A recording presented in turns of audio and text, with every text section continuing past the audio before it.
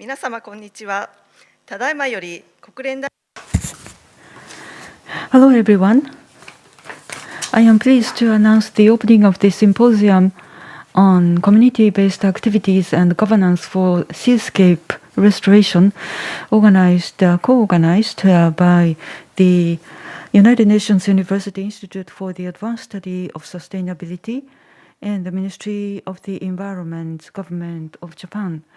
Thank you very much for your participation, sharing your time from busy schedule. My name is Satoshima, OPRIs. I'm going to serve as the Master of Ceremony. The first, the opening and the introduction, Dr. Atsushi Tsunami, President of Sasakawa Peace Foundation.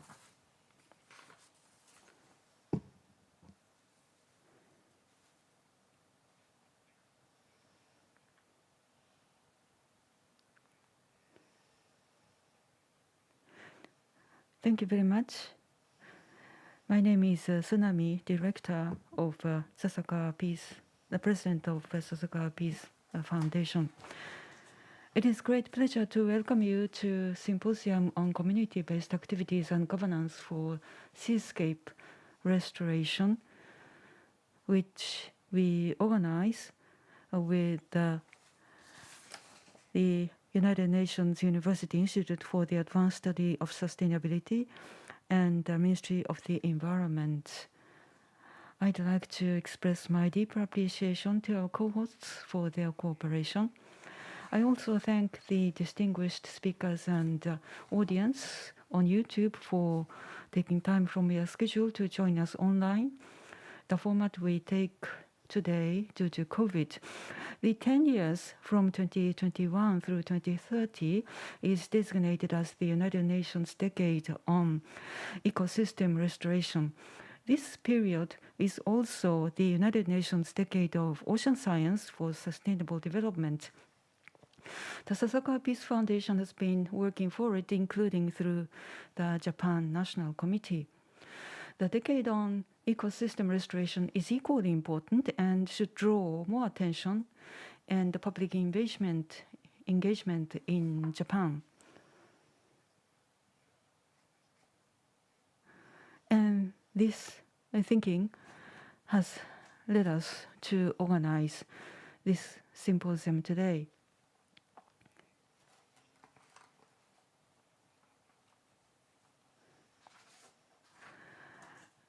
The objective of this symposium is to raise the awareness of the United Nations Decade on Ecosystem Restoration.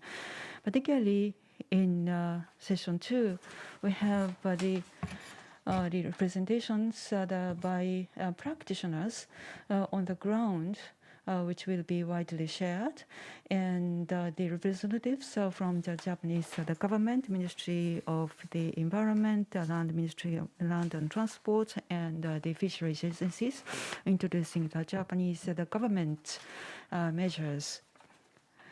As you are aware of, biodiversity has been declining globally. International goals by 2030 is in the framework of the Biodiversity Convention is now being discussed. While the remaining precious ecosystems need to be protected in order to halt the decline of the biodiversity, the lost or degraded ecosystems need to be restored as well. So the ecosystem restoration will see the next 10 years as the key and crucial. And so now the focus of ongoing international discussion is how ambitious next goal should be to expand the effort for restoration. And in this context, it is very meaningful to have the decade on ecosystem restoration for this period. In session 1, we have first the first speaker, Makiko Yashiro, UNEP, introducing to us the outline of the decade, what it aims and what activities are being planned. Japan has the tradition of fostering Satoyama and Satoumi ecosystems of rich biodiversity with a human intervention. The OPRI began a project on studying the contribution of Satoumi activities on the coastal areas to the maintenance and restoration of biodiversity. So, Miko Maekawa, the Senior Research Fellow of OPRI, as the second speaker, will introduce to you the coastal ecosystem and its relations with biodiversity and climate change. And we also have Yvonne Yu, UNU IAS, who has dedicated herself to Satoumi activities for many years. They talk about Satoumi conservation and restoration. And session 2 features the practices on the ground. Two examples from Onna Village and Sasakawa Bay in Japan, and another example from Italy, and another one from the Philippines. I'm sure that the practitioners on the ground will give us very interesting perspectives. And session 3 focuses on how to scale up the Satoumi restoration activities during the decade of ecosystem restoration, with some focus on the Japanese government measures. And I hope that our collaboration and cooperation will further develop with the UNU IAS. And personally, I'm very pleased to have the United Nations University here in Tokyo, Japan, which is very beneficial for us Japanese. And the physical closeness between us and the United Nations University in Tokyo, at the center of Tokyo, is very encouraging, heartening, very beneficial to build and strengthen our collaboration with them. We have the very close, closely feel what's going on in the world very directly. And the collaboration and the close connection with them will continue to be very beneficial. We hope to keep our close relations with the Japanese government in line with this our research activities on the decade on ecosystem restoration. I hope that this symposium will generate a major momentum to programs of the United Nations Decade on Ecosystem Restoration and Satoumi conservation activities. I hope you will remain with us until the end of the program. Thank you. Sustainability. Thank you very much. Next, I should like to call upon Ms. Shinobu Yamaguchi, Director of United Nations University Institute of IAS. Mr. Tsunami, for your very encouraging the word. Good afternoon and very good morning, everyone. 皆様こんにちは。国連大学サステナビリティ高等研究 Good afternoon. My name is Shinobu Yamaguchi, President, Director of UNU IAS. Thank you very much for your participation on this occasion of the Symposium on Restoration of Satoumi. I'd like to express my hearty appreciation to all the speakers who kindly accepted a request to be part of the symposium. To Mr. Tsunami of Sasakawa Peace Foundation, the members of OPRI, as well as the members of the Ministry of Environment, thank you very much for your contribution. in June 2021, according to the resolution by the United Nations General Assembly, the UN Decade of Ecosystem Restoration started. And the activities under the framework are centering around UNEP, UNEP, and FAO through partnership with a wide variety of international organizations in the diversified areas. Conservation of existing ecosystem, active participation engagement, and restoration, recovery of ecosystem point to transformative change for sustainable society. United Nations University, as the official partner of the UN Decade of Ecosystem Restoration, is determined to offer the knowledge management and the support for implementation of various projects for restoration of ecosystem. As you know, coastal area where sea meets with the land is the area where the wide variety of species are nurtured, which are highly productive and affluent. At the same time, it is predicted that 75% of the population are concentrated in this region. In fact, this is the space that has been inhabited by a large number of population, has been utilized by people or because of its high value for the human society. Yet, the coastal area is extremely vulnerable due to the direct development, inflow of sand and soil from upstream, lost balance of nutrients, as well as rising sea water temperature, as well as the sea level, with a high level of loss and degradation that are observed. For instance, in 2019, IPBES announced a global assessment report, according to which, during 1970 to 2000, every 10 years, more than 10% of seaweed bed has been lost, and the coral reef coverage in the past 150 years has been halved. And that trend has been accelerated in a dramatic manner in the past 2 to 3 decades. And thus, it concluded that in a coastal ecosystem, there is an ongoing process of degradation and loss of historic level. And thus, at UNU IAS, I became the Secretariat for Satoyama Initiative International Partnership, or IPSI, in 2010. And we are mainly focusing on the relationship between people and nature.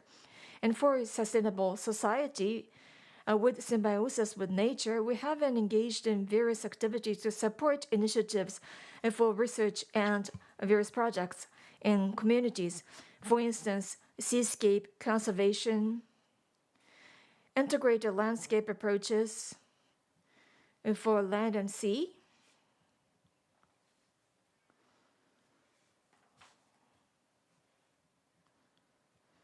and integrated coastal management have been promoted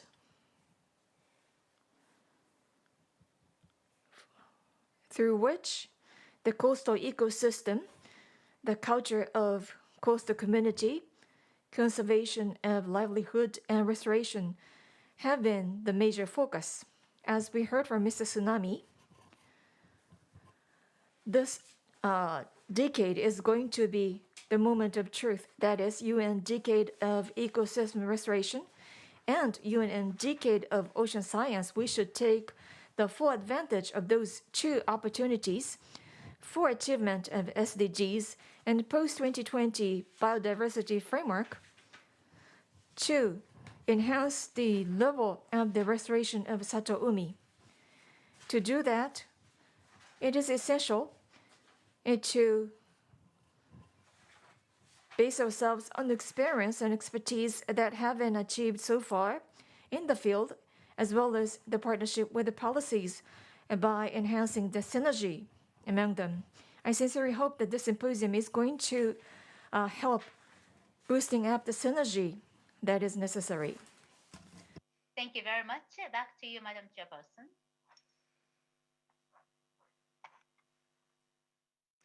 山山口所長、あり Ms. Yamaguchi, thank you very much. We accept questions from the audience. You can see the audience. You can see the URLs for the questions. Please look at this, and you can also use this QR code to send your questions. We may not be able to address all of your questions because of the time limitation, but we welcome your questions warmly. Now we'd like to go into the sessions. Session 1. The first, Makiko Oyashiro, UNEP, on the outline of the United Nations Decade on Ecosystem Restoration. Ms. Oyashiro, you have the floor. Thank you very much. Thank you very much for your invitation today. My name is Yashiro, UNEP Japan office.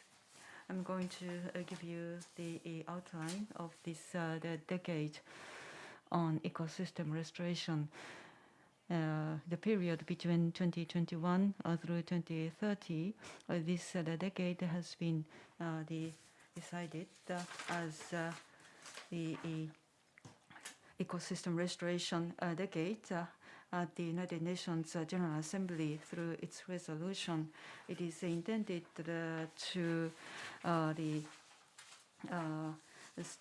stop and hold and prevent the reverse the degradation of the ecosystems. And UNEP and FAO were invited to lead the implementation of the decade in collaboration with other relevant organizations.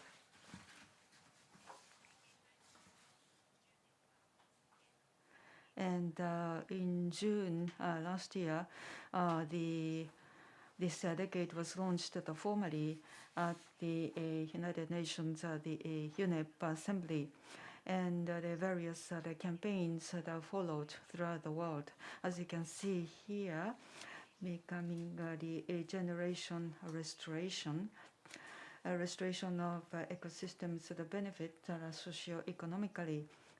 That is featured in this report.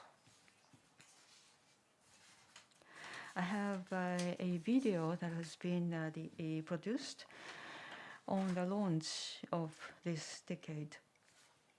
Please enjoy.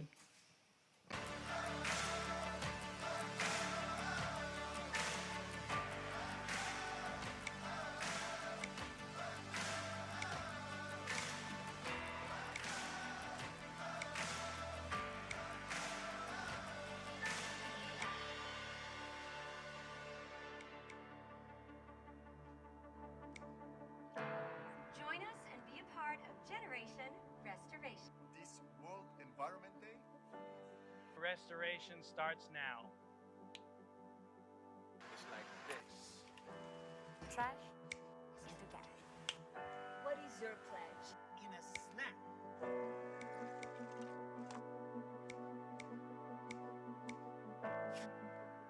We are rapidly reaching the point of no return for the planet. We need to replant and protect our forests. We need to clean up our rivers and seas. And we need to green our cities. We at UNEP, along with FAO and partners, are so proud to kickstart the United Nations Decade on Ecosystem Restoration, to reimagine, to recreate, and to restore the ecosystems on which all life depends.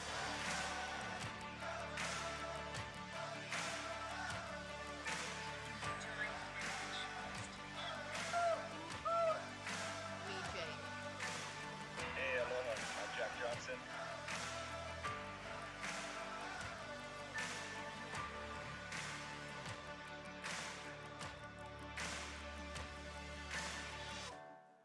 Bismillahirrahmanirrahim. It gives me great pleasure today to plant our billionth tree. Ich freue mich, dass wir als erstes Land dem Treuhandfonds für diese Dekade Mittel in Höhe von 14 Millionen Euro zur Verfügung stellen.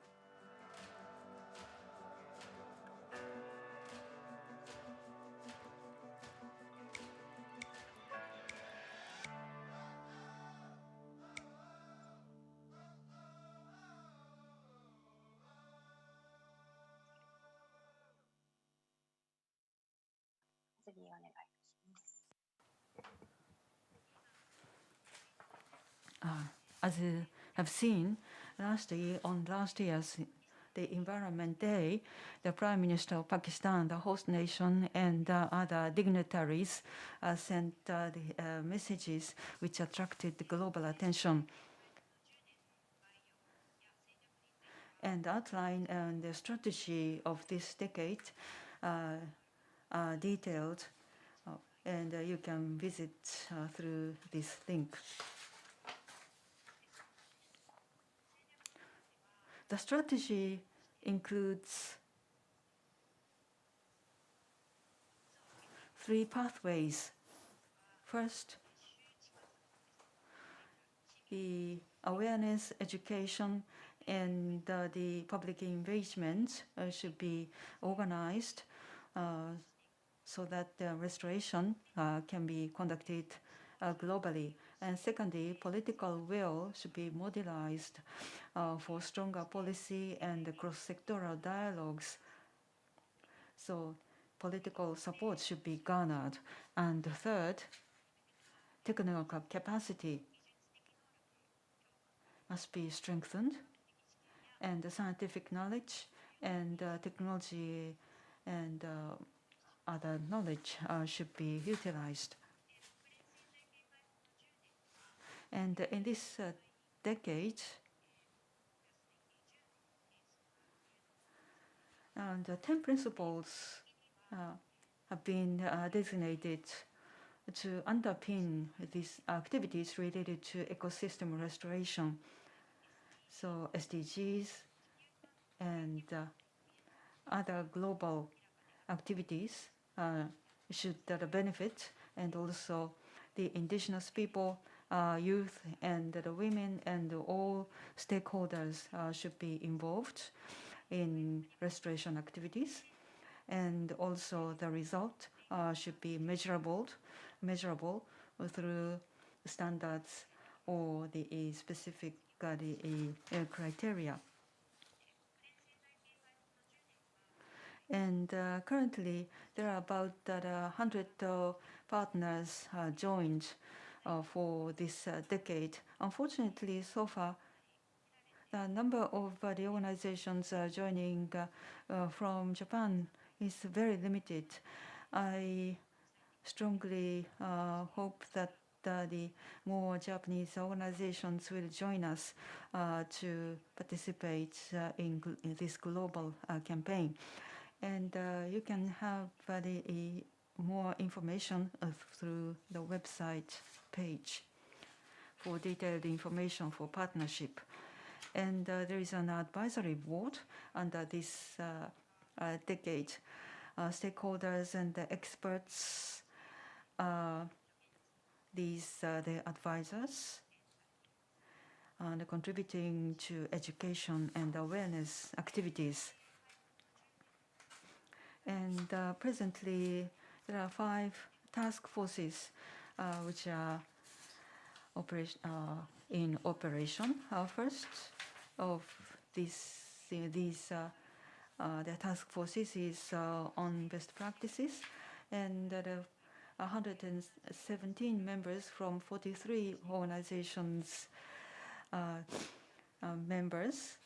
And Satoyama and the Satoumi tradition of Japan, I hope, will be widely shared globally through this task force. And in addition, there are other task forces as well: monitoring task force, a science task force, giving scientific advice and scientific perspectives, and the finance task force for financing, and the youth task force focusing on activities of young generations. What we call flagships,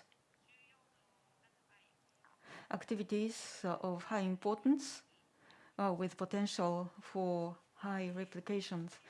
We are now calling for flagships, and activities recognized as the flagships will be invited to join various campaigns and public awareness activities.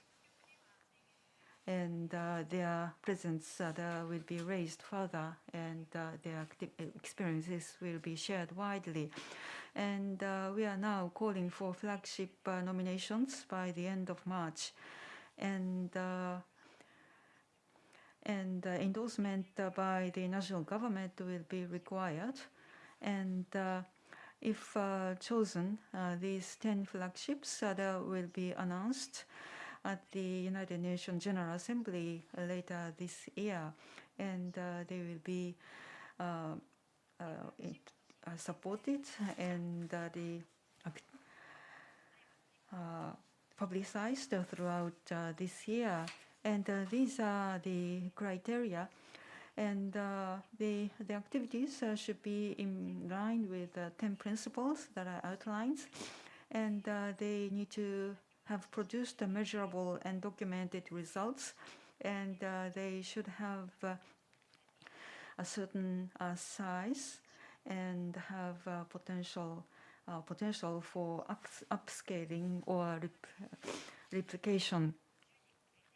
This has been the outline of the United Nations Decade on Ecosystem Restoration. I hope that this will generate further public interest in Japan, and so that we can enjoy more support. And if you have any questions, please send them to our secretariat. Thank you. 八代さん、どうもありがとうございました。Thank you very much, Ms. Yashiro, for introduction of various activities that are taking place. Now she is followed by the next speaker. We have with us Ms. Miko Maekawa of OPRI discussing coastal ecosystem from climate change and biodiversity perspective. Now over to you, Ms. Maekawa. Thank you.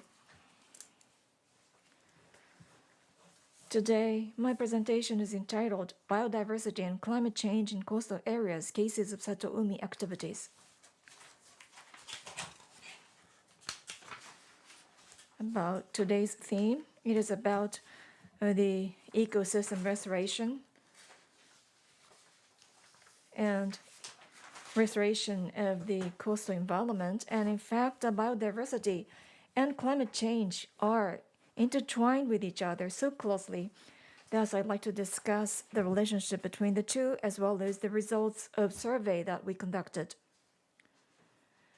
According to IPBES and IPCC, they jointly announced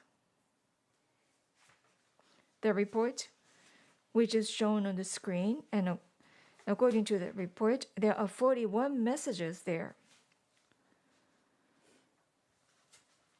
It was published last year, and I picked up 7 out of 41 messages.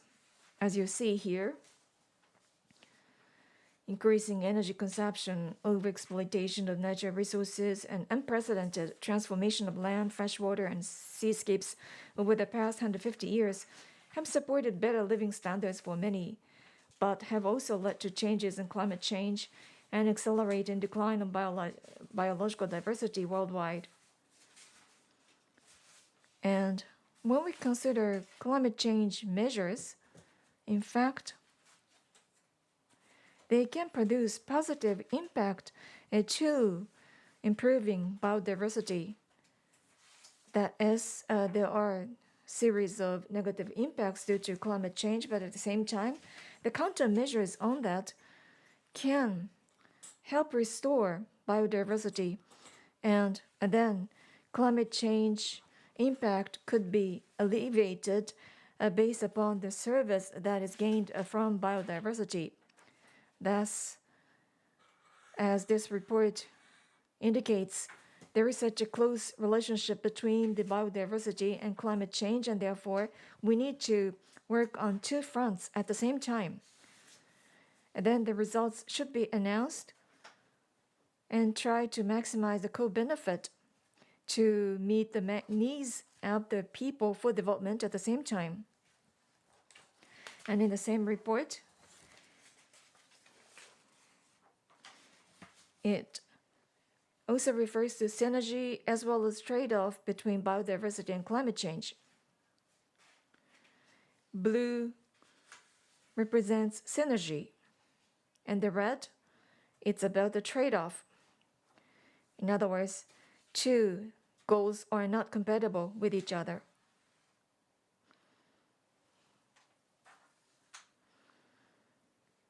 And there are many areas that we can pursue synergies. So far, climate change and biodiversity have been tackled in the different frameworks. Different approaches have been taken with different conventions and treaties. Therefore, in order to meet goals on those two targets, we have to consider the change in a mindset to come up with the different approaches.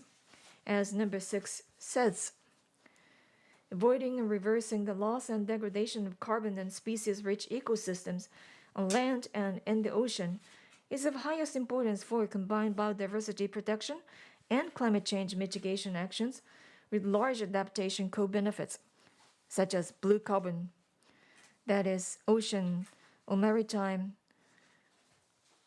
the ecosystem can work as the storage of carbon.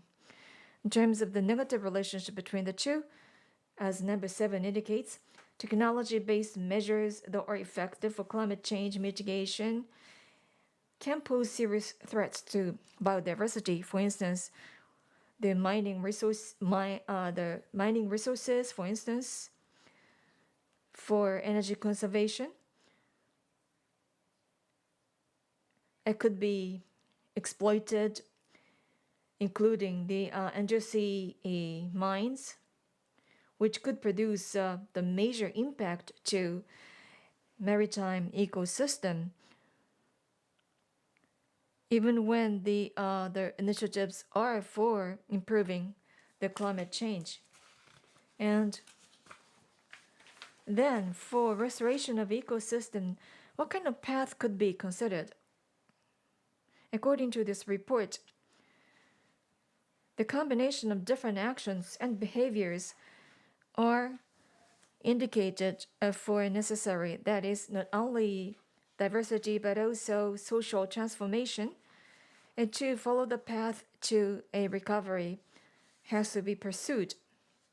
For instance, conservation, restoration of ecosystem, climate change countermeasures, pollution, the stopping overexploitation, sustainable production, especially food production, need a transformation, and reduction of consumption to reduce waste, for instance. Thus, a transformation is required, and the whole range of activities and behaviors that we are involved in. Thus, the negotiation is currently going on for post-2020 global biodiversity framework.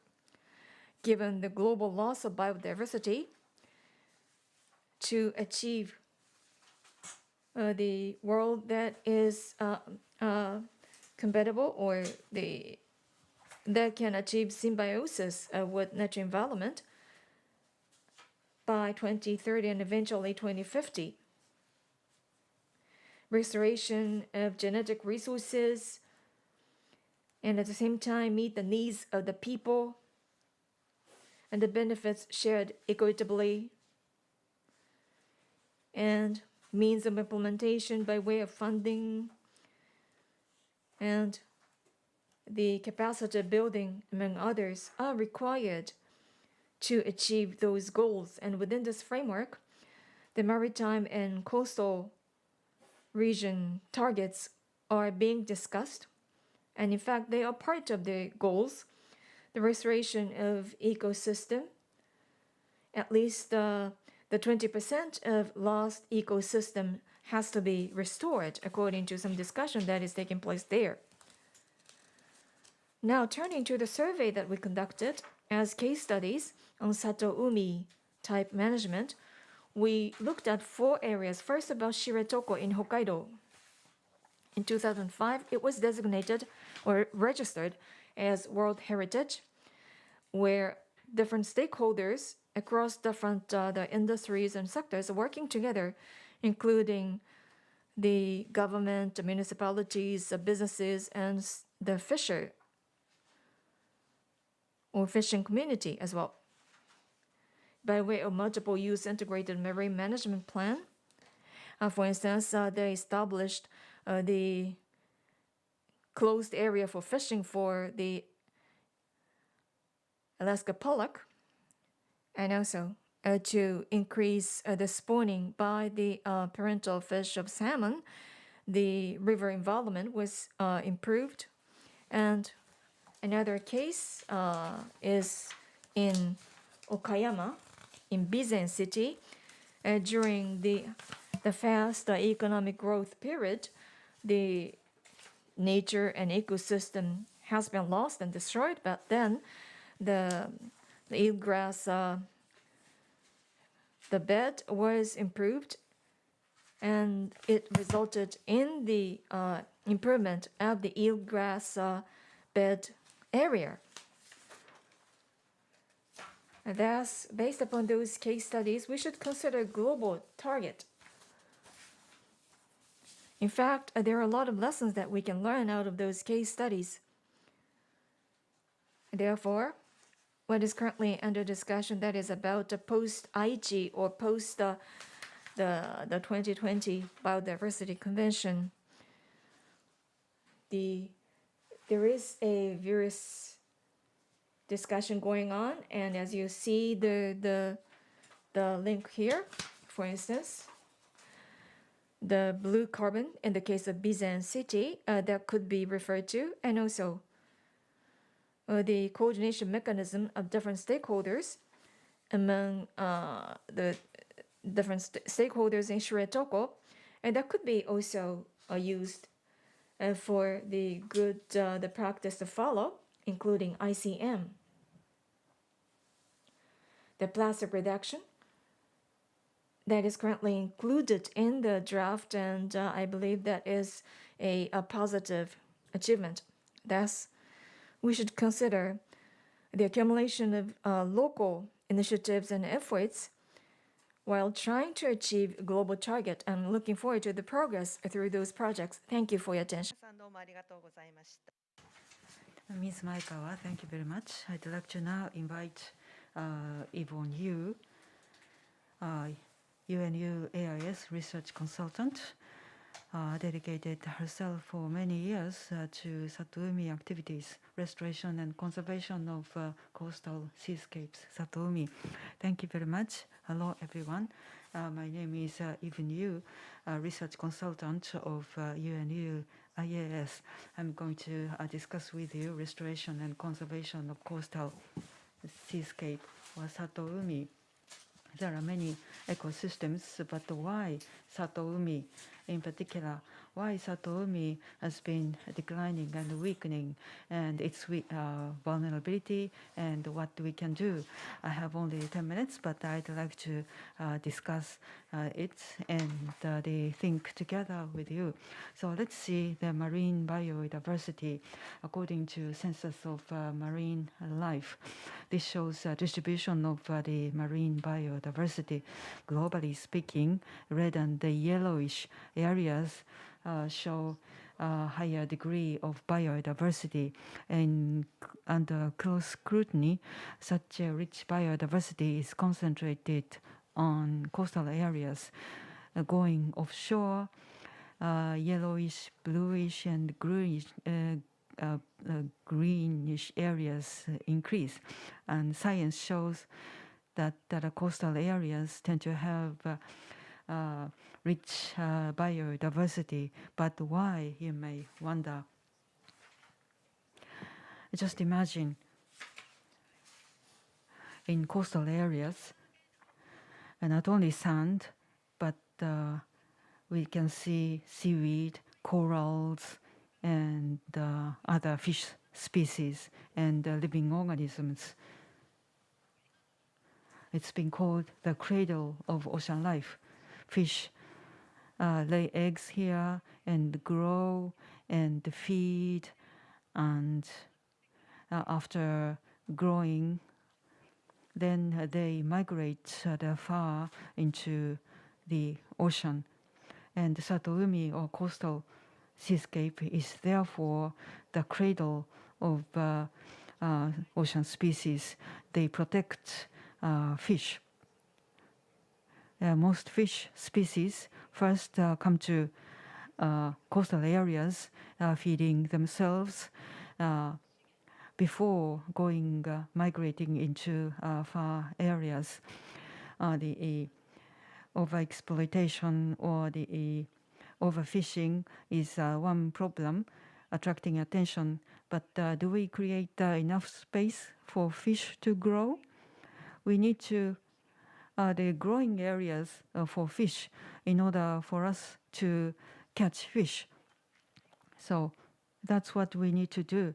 We need to create areas appropriate for the growth of healthy growth of fish. There are many problems, however, in the ocean. SDG 14 focuses on the life below water, and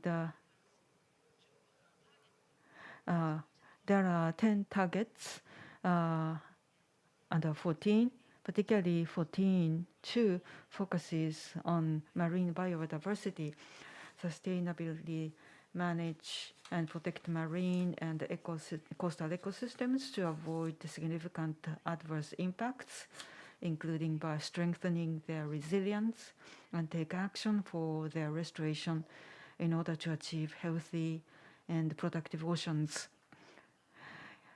If you perhaps if you are fully familiar with the SDGs, you know that all other targets are by 2030.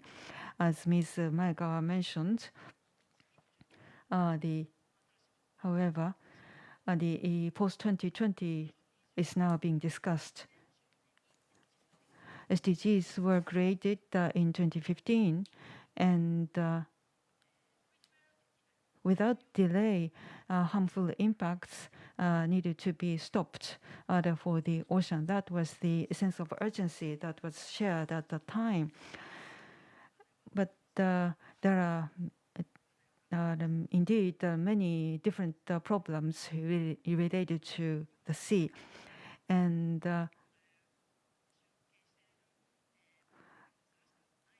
there's not one other single the literature that covers all problems or issues related to the sea. And so I decided to do it myself. Of course, the marine pollution is a major problem, in addition to the overexploitation of marine resources, and the pollution caused, or the aquaculture can go the wrong way, increasing the burden on the sea rather than producing a rich environment. And our life is supported by many goods transport by on the sea. The maritime accidents or the pollution from the ships are the sources of the hazard or harm to the ocean. And the seabed mining and the oil and gas shipping can be a problem during the summer. If you go to the sea, for example, you may be shocked by the problem. And also the climate change and ocean warming and acidification and the rising sea levels. All of these can be a factor that have a negative impact on the ocean. So there is a major principle when it comes to the ocean or the sea. we are fully aware of the connection of forest, village, river, and the sea as researchers. As Ms. Yamaguchi mentioned, the sea is rich through the nutrients or the other materials that are from a plant, and the richness of the sea supports us, and we also benefit from the land, but we live on the land. So when we think of the sea, we need to look at the land on which we live and stand. So that's why we need to have a comprehensive approach. The interconnectedness between Satoumi and the Satoyama is not limited to Japan. Rich to live connection, or there are many ways of describing it, but the connection of the land and the sea is being recognized globally increasingly. About over the last 10 years or so, restoration has been going on very actively in Japan.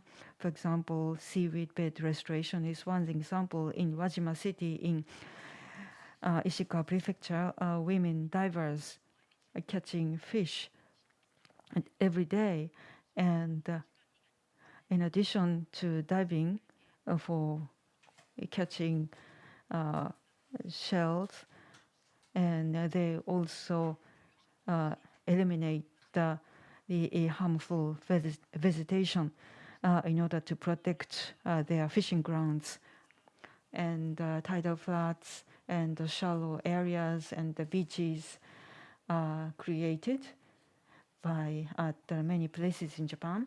This is one example in Mikawa Bay, and the planting and rehabilitation of corals is now carried out, as we will see from the people from Onna village of Okinawa Prefecture today. And of course, we can do more things on land as well, as you may be aware of. Fishermen are planting trees on land in order to preserve and foster the fishing ground in Tohoku area. People organize groups like this working in order to protect and conserve land, and mangrove forest conservation is another important activity going on outside of Japan. Today, the Professor Dixon of the University of Philippines will take the floor later on. And the Philippines and Myanmar have been working with the Professor Dixon for the rehabilitation of mangrove. I'm looking forward to hearing him, listening to him today. So what we can do as an ordinary citizen.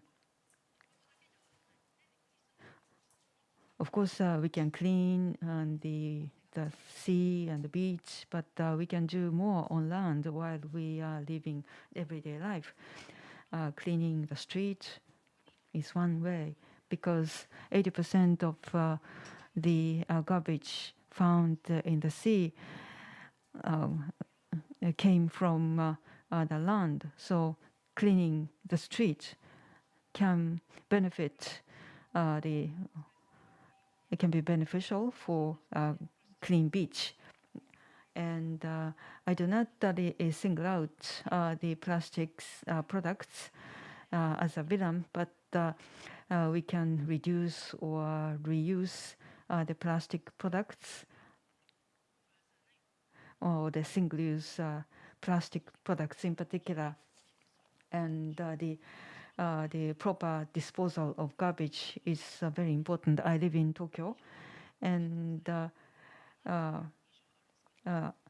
you may believe that the garbage disposal is very the neat and organized, but sometimes the garbage is left on the street, and a sudden rainfall or the very strong wind can blow them away. Garbage disposal and proper treatment of garbage need to be examined more, and the eating a variety of Satoumi seafood is another way for us to do.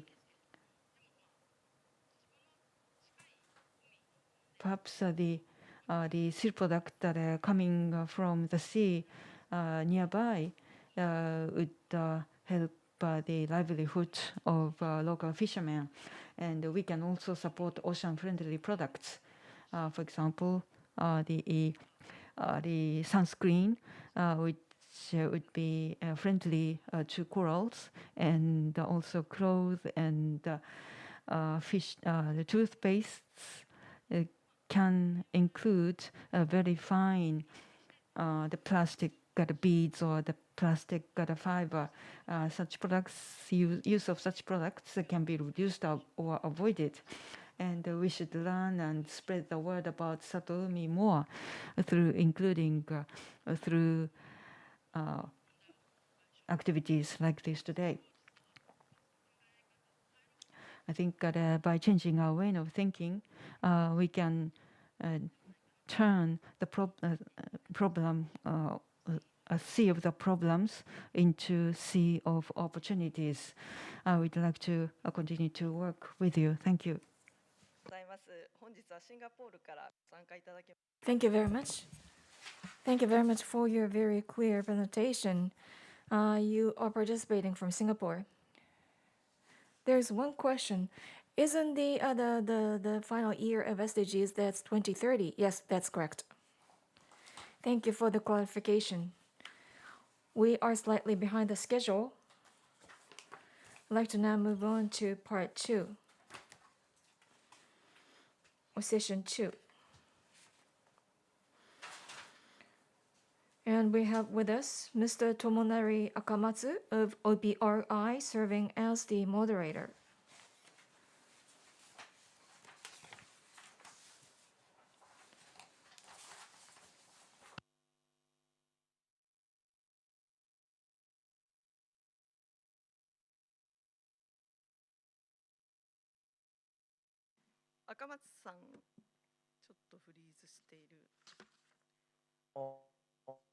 Seems like the screen is frozen. There is a freeze.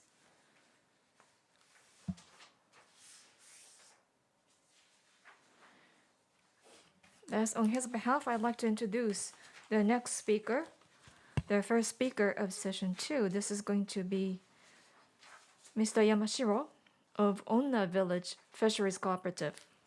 Can you hear me? Yes, I can hear you. Thank you. I'd like to introduce to you the coral reef restoration in a village. It is about the conservation and restoration of the coral reef. In 1989, that I joined the Fisheries Cooperative and then became the president of the group to nurture the beautiful sea, and then became the president of the Fishery Cooperative. So I'm a fisher. I'm still active as a fisherman, and at the same time engaged in the coral reef restoration. You might ask why. For the past 20 years or so, we have been looking into the question of how we can restore the Satoumi. This was the area which was rich in coral reef, according to the senior fishermen, and therefore we thought of the improving or enriching the fishing ground. By so doing, we can expect the improvement in the fishery catch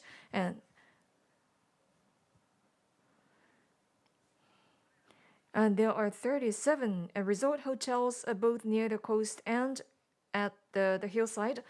And we wanted to involve them in improving the environment because that would increase the tourists coming to this region and would increase the revenue. And as we thought of the reconsidering the values that our community has and trying to refine and polish the resources of this region. What is most crucial in Satoumi restoration was introduced earlier in the slide that is about the nutrients coming from the land. At the same time, the nutrients coming from coral reef sometimes results in bleaching and the crown of thorn, starfish, and also the nutrient coming from land, and that results in the heavy inflow of red soil. And as we consider how we can improve the environment, the sea lettuce, the ground with eelgrass, the bed, as well as the mozuku seedlings, the bed, together with the cultivation of the mozuku seagrass and the giant clam. And the eelgrass comes in different kinds of varieties. In 1998, when there was a bleaching of the coral reef, nearly 80% of coral in Onna village died. And then in the following year, the production of the eelgrass or mozuku was reduced drastically.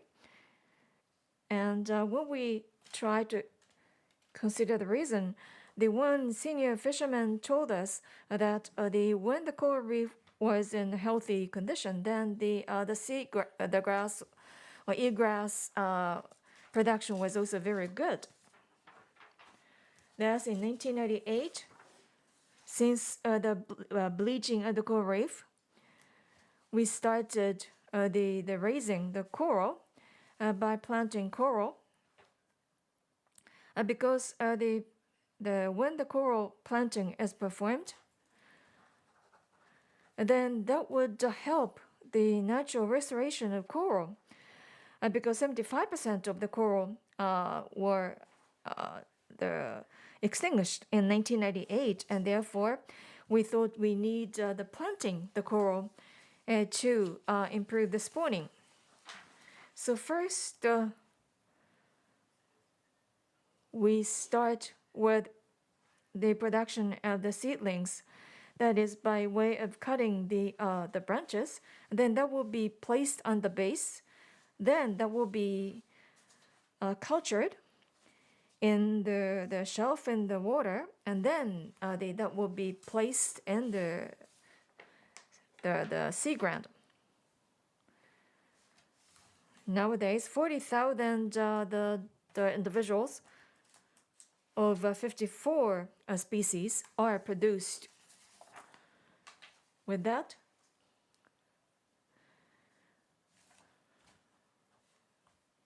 we found out that the culture of the coral reef became the ground for fish coming, and the population of fish reached 1.12 million. And 3 years after the planting, the spawning started. The spawning takes place between May the 30th and June 30th. From here on, I'd like to talk about the coral reef restoration project, which was performed together with the Sunshine Aquarium. We first produce and culture the coral, and then the part of eggs that will be brought back to aquarium.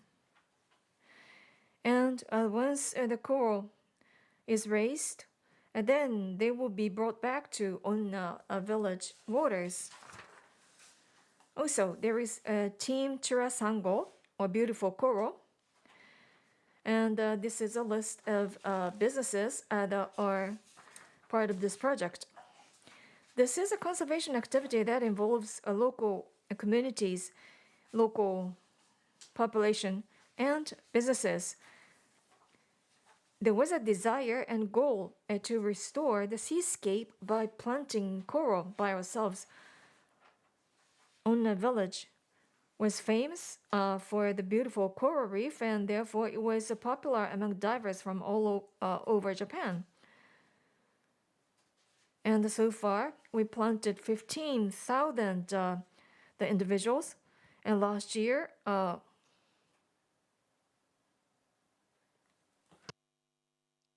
もう一つ、女村における最初の取り組みなんですが、 22,000 individuals.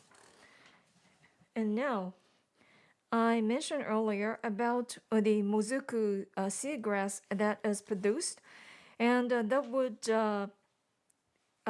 turn into revenue to form a fund to promote partnership among processors, administration, and the fishery cooperatives. And such a project was recognized by the national government in 2016 and received the award from the Ministry of Environment. And also in 2018, we made an announcement to the world that we will be the village that is most friendly to the coral reef under the name of the Save the Coral Project. Every year, on March the 5th, which was designated as the Day of Coral, the beach cleaning as well as planting of 350 coral, the seedlings are performed. He is Mr. Nagahama, mayor of the village, and on his right is the president of the university that is involved, and then on the left is myself. This event takes place every year on March the 5th. And as to SDGs, we were selected among the 10 municipalities under the Cabinet Office to be SDGs Future City in 2019. This is a project that involves all the stakeholders. I believe every year, about 20 times, we conduct various events and initiatives to spread knowledge and information about SDGs. And restoration of coral reef in Onna village is conducted by way of exchange with the Republic of Palau. We visited the Palau in 2019, and we learned about various initiatives, including the planting of coral and the wastewater processing, among others. And our mission is to conduct this activity of nurturing the coral reef ocean and hand over this the bountiful ocean to our the children and the future generations, and spread the knowledge within the prefecture, Japan, and to the world. Thank you very much. Mr. Yamashiro, thank you very much. Because of the technical problems, I continue to serve as the moderator in session 2. The next speaker is from Italy, the member of the Montespetroli Ancient Grain Association, Dr. Guido Guarandi, the ecosystem management and preserving work by a fisherman's community in Ottobello. Now over to you, Dr. Guarandi. Thank you very much for the introduction and for inviting me to this symposium. My example is a very simple example of what has been said until now, but even you, for example, the connection between the inland, so the agricultural community, and the coastal system. The stakeholder, as you can see here, first geographically, you might not be aware of where we are. So it's the bottom of Tuscany in the central Italy, so in the northwest Mediterranean. The lagoon you can see on the left here, it's closed. It's been like this. It's been exploited for over 2,000 years, and it has two entrances, a connection with the sea at the bottom and at the top. This is the city in the middle, which is called Orbetello, and you can see on the back and in front, I don't have a picture, but there are forests. Those forests that mostly have been replanted, 460 hectares, because of to save the ecosystem of the lagoon. So who are the stakeholders here? So this is this brief description, 27 square kilometers. So it's big for a lagoon on the sea, at least for Tuscany, and it has been a fine balance. So I think there is an echo. A fine balance between the man and nature, because already the Romans were using it, the Etruscan, which is the Tuscan civilization. It passed and many times under Siena and the Florence French, but it has a unique, always has been a unique lagoon, both because of the special ecosystem and also because of the human presence, which was very varied. For example, it was under the Spanish, and so the food in the area of Orbetello has Spanish influence. And for example, the fish roe is used, fish is marinated in vinegar. So it's a different place, it's a unique place, and that is also important, contributes to its history.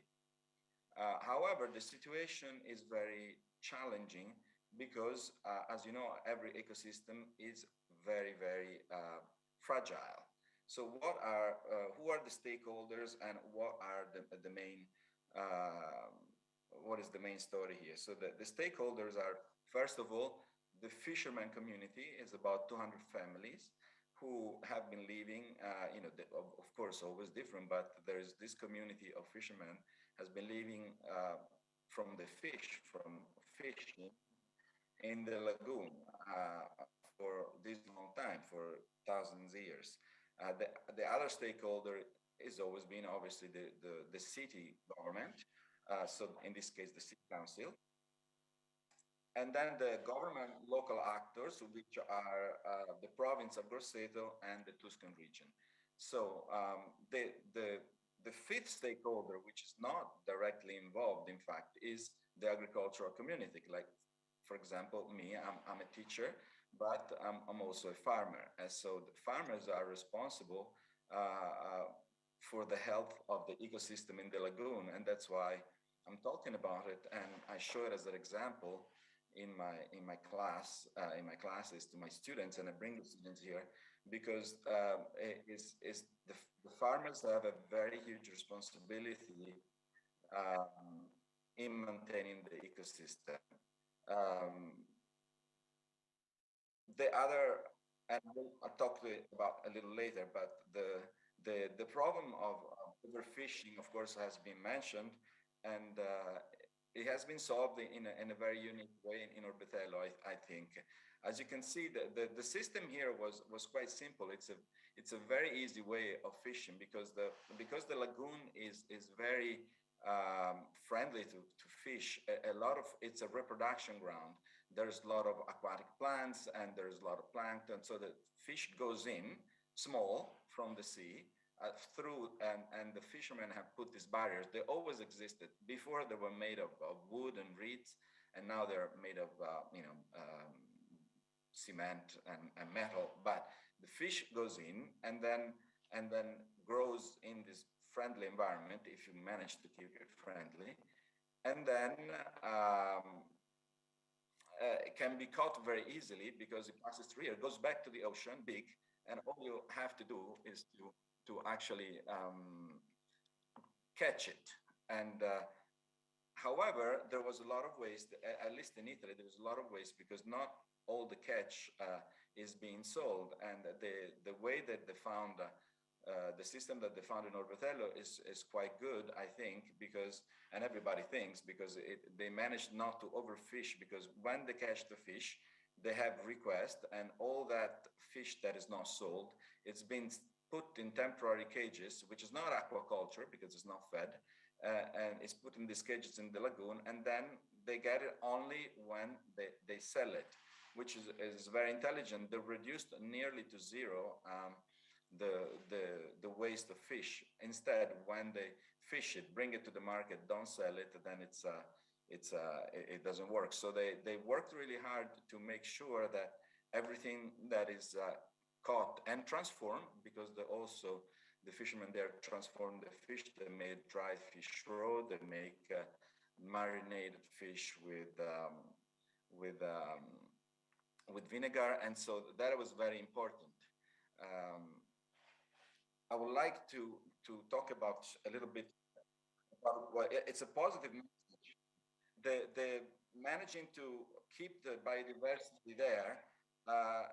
It was a coordination, a synergy, connection, as you want to say, between all the different stakeholders. So, for example, on the local levels, the fishermen are engaged on cleaning the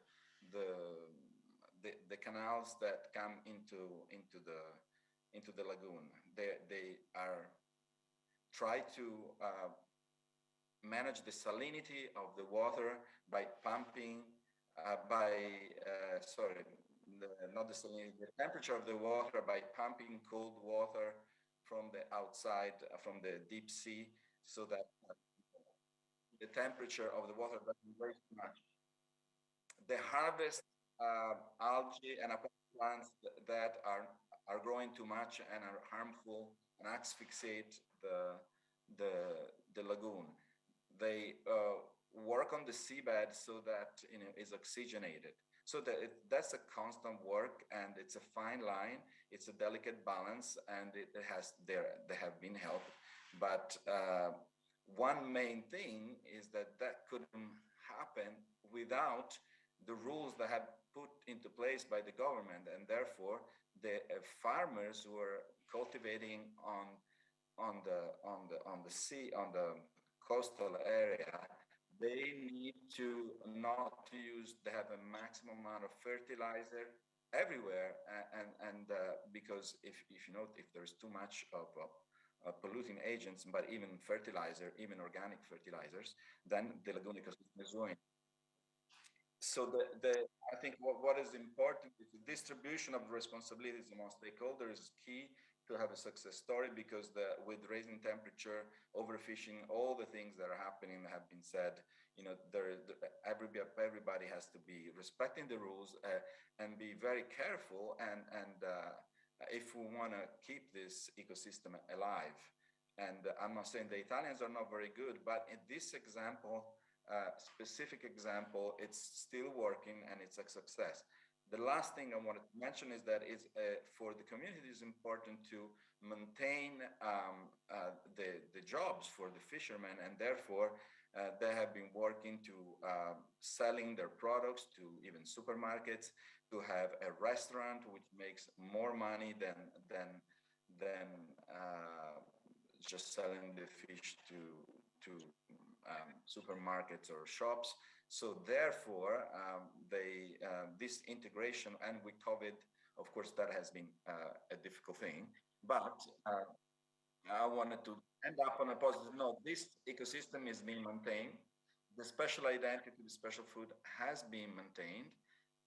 There's always, they say they feel like they're sitting on the razor, because it's always very difficult to maintain. But so far, they have been able to maintain it with government funding, with establishing a restaurant, with processing the fish, And so diversifying the revenues, and therefore these 200 families can survive, and the lagoon is still a special place, a special ecosystem that is at the moment alive.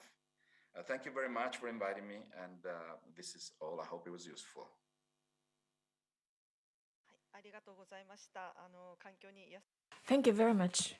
You are engaged in practice of the fish-friendly fishery, which was quite impressive. Next, we will hear about the conservation activities in Ramsar site Shizugawa Bay by Mr. Takuzo Abe from Minami Sanriku Nature Center. Good afternoon. I'm a researcher at Minami Sanriku Nature Center. Takuzo Abe is my name. I'd like to talk about the highlights of the natural environment in Shizugawa Bay and various conservation activities that are taking place there. First, about the location.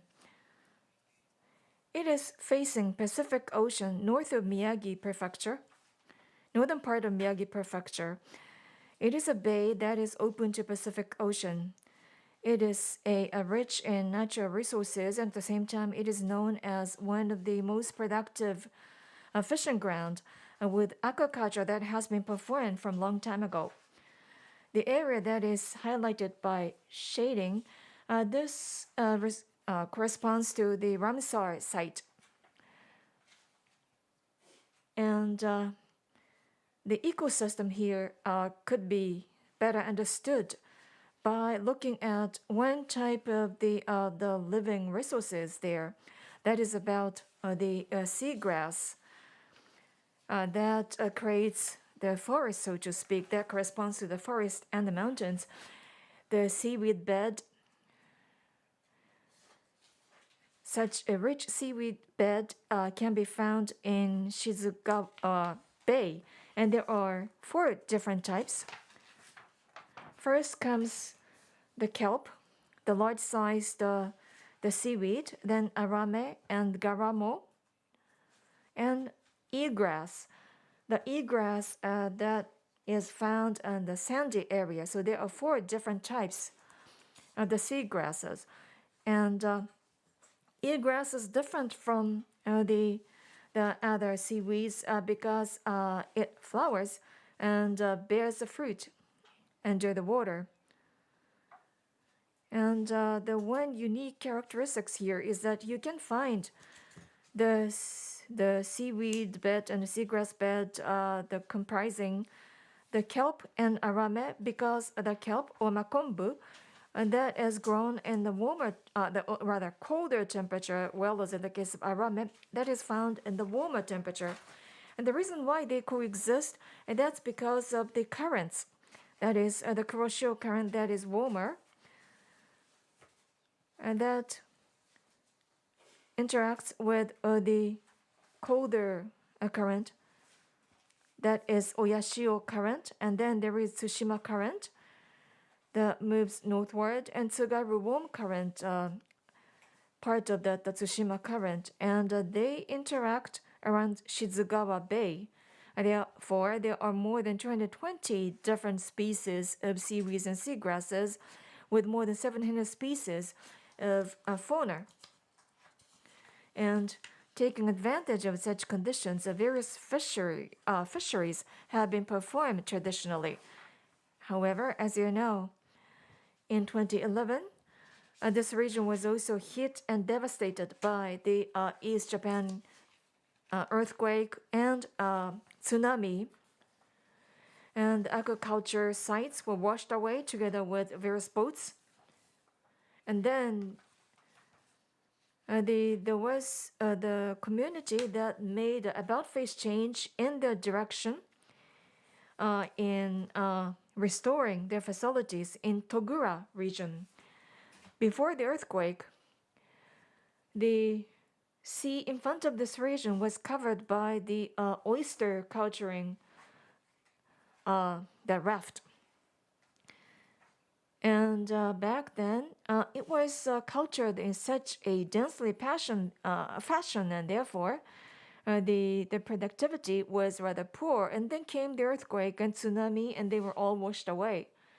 And they started from the ground, from the scratch, to restore the oyster culture, and they made a bold decision to reduce the number of the oyster culture rafts to 1/3. By so doing, they successfully reduced the time or required for aquaculture working time, material costs, as well as environmental load. And as a result, the productivity and the revenue of the fishermen improved. Therefore, the ASC, that is globally recognized the aquaculture label, was granted to oyster production here in Togura. And the conservation and regeneration efforts are taking place in the seagrass and the seaweed, the beds as well. The sea desertification is a phenomenon that is widely known. Beyond different seasons and areas, all the seaweeds, seagrasses disappear. This used to be the seagrass bed, but now it's all gone, and you see the numerous sea urchin. Desertification at the sea is caused by different factors, including high water temperature, low nutrient, lower transparency, and increase in herbivore. But looking at the situation, it appears that the first and foremost that it is sea urchin that is behind this desertification, and therefore young fishermen, the local universities, and nature center there conducted a survey and also conducted the sea urchin removal activity. And after 2 years, the seaweed bed was restored spectacularly.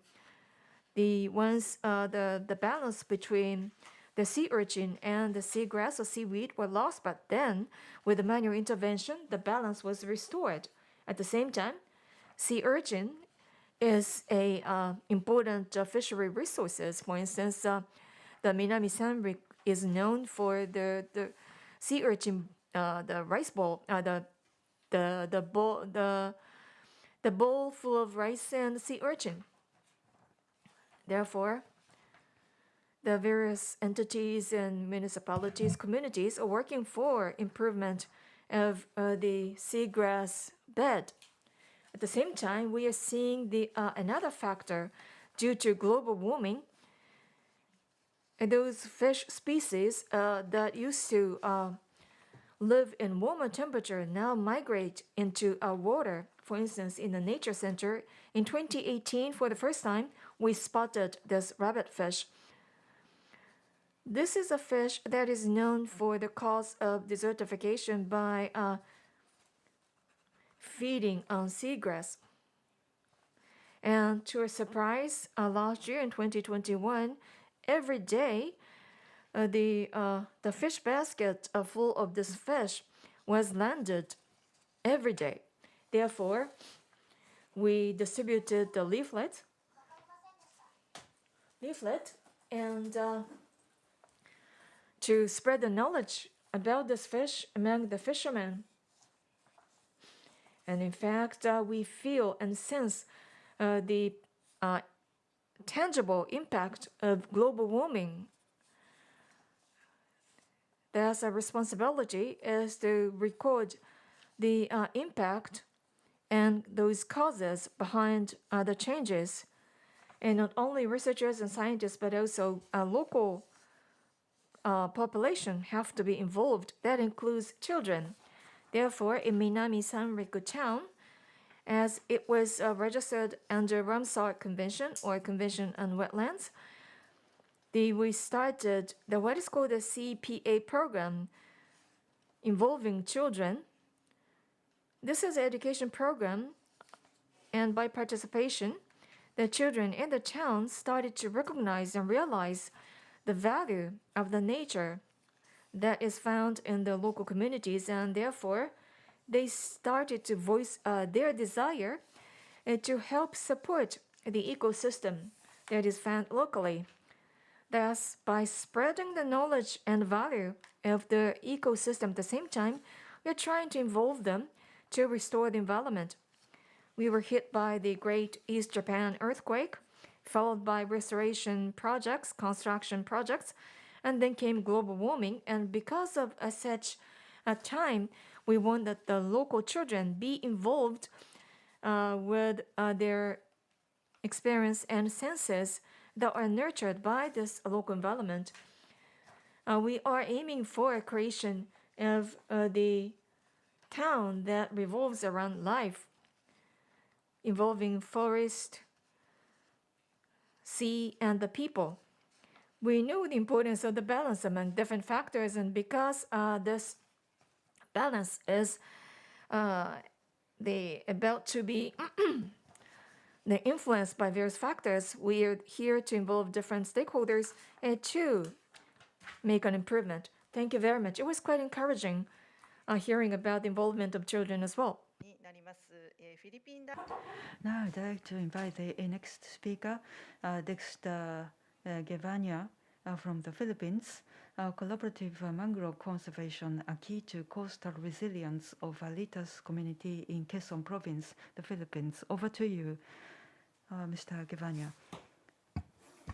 For first for the invitation and for the opportunity to share our research work, our findings as far as the need for mangrove conservation, of course, in relation for this year theme on the ecosystem restoration. So I'll be talking about the importance of collaborative mangrove conservation. It's a key to coastal resilience, and taking the case of one small coastal community in the Philippines.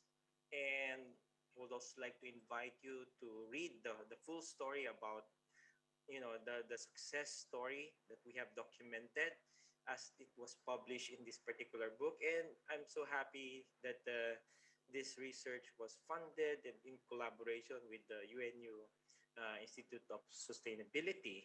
And likewise, previous years ago, as Dr. Yvonne Yu mentioned, that we also had the collaborative research to document the importance of sustainable mangrove rehabilitation that rests on these very important keywords. Ecosystem restoration made on mangrove should be science-based, should be participatory, involving a lot of stakeholders, should also adhere to collaborative principle, and taking into consideration the need to involve stakeholders. And we depart from this particular framework or premise that resilience can be also achieved through proper coastal resource management. And we know that the Satoumi and Satoumi will help achieve climate resilience and later on transformative change. And keywords nowadays when we talk about Satoumi, climate resilience, capitalizing on nature, we have the ecosystem-based adaptation, nature-based climatic solutions, and eco-DRR. So the keywords are anticipation of the potential impacts of climate change to the local communities and even to the region or country, and taking deliberate actions, scientific, way of solving those problems, of reducing the risk, and ultimately pursuing community development, which is on enabling governance, improve socio-ecological production landscape and seascape, and multi-stakeholder collaboration. So let me share about some of what we have found out in our case study. So we did this study to elicit the different perspectives on how the local community view mangrove conservation as very important for making them resilient to climate change, and also helping them to have that transformative changes. So we looked at different aspects on climate hazards, on on the biophysical as well, condition of the mangrove. And we know mangrove is very important because they serve as the hinge. They divide but also they connect the landscape and the seascape, is of course the Satoyama and the Satoumi dynamic. At the at the middle of those two major ecosystems, we have the mangroves, and mangroves can only be found in tropic and subtropic regions, and they rely on salt water, or saline condition, and they are very important in terms of many landscape functions. One of those is protecting the community from storm surge or even tsunami, and also protecting the coral reefs from the sedimentation coming from the upstream. And globally, we have about 15.7 million hectares of mangrove left, and we have about as much as 0.7% global annual loss rate. So we have to do more to conserve our mangroves, and these are some of these photos show some of the reasons why we have losing mangroves. And again, we zeroed in to this particular place, small coastal community, a rural community in Luzon, Philippines. And why we have chosen this Alitas? Because it's one of the perhaps the most how to say that exposed to typhoon. Philippines is experiencing, or we welcome 20 to 25 storms in a year, and this particular place, the storm-induced landslide and floods killed nearly 1,600 people in that particular municipality way back in 2004. That's the major reason why we want to capture how they perceive the value of mangroves, given that they have those horrendous impacts of typhoon. So this is the satellite image of the mangroves and the local community of Alitas. If you can see here, they are keeping these very dense mangroves, and the community is way back, right there at the landward, and towards the seaward, they have this very wide mangrove. So this particular small community has 258 households, and they have different livelihoods dependent on mangroves. Like for example, this one, they make out of roofing material from nipa, Nipa fruticans, like a palm tree. And they also, from this tree, they also extract sap to make a very good, traditional wine, lambanog. We call it lambanog. It's 40 to 45% alcohol. And not only wine, they also produce vinegar from this plant. And here they also have this project on mangrove nursery production, because some of the areas in that community are still open. Abandoned fish ponds. So, the government funded the reforestation. And having said that, the local community was able to establish their own nursery to raise up seedlings and to plant on those areas that are open. Like this one, these are abandoned. Major deforestation in that particular place took place because of the conversion of mangroves to fish ponds. And that became rampant many, many years ago. But now, many of these fish ponds were abandoned. They have started to revert or to bring back the mangrove forest. Why is that? Because they have become, they have become to realize the importance of having mangroves. So that's why we did a study with these particular methods that we used, and we looked at the climate risk. It's very important to understand why they are conserving mangroves, mainly because of the risk or the danger that climate change brings. Like for example, on top of those is the typhoon, storm surge, and landslide. So these are some of the evidences of local resilience as they have perceived. Keeping mangroves, they said that community resilience is commensurate to the area of mangrove forest cover that they are protecting. The more mangroves they protect, the more they are, protected from the impacts of storm surge. Local community regards mangroves as a shield against typhoon as well, against flood. And joining mangrove rehabilitation projects or reforestation provides the local community with additional income. Major livelihoods of these particular communities are, either fishing It's either fishing or farming. Okay, and having that realization of the need to protect mangroves, the importance of protecting mangrove, they initiated the organization of fish warden. They have deputized fish guards or sea wardens, no, to prohibit illegal fishing and illegal mangrove cutting. And they have this particular traditional knowledge as well that we found out that whenever there's a typhoon coming, they they put up or they build as temporary shelter for them to go during the typhoon, which they located inside the mangrove forest. Because inside the mangrove forest, they are protected from the storm surge, and then they're also protected from the floods coming from the mountain.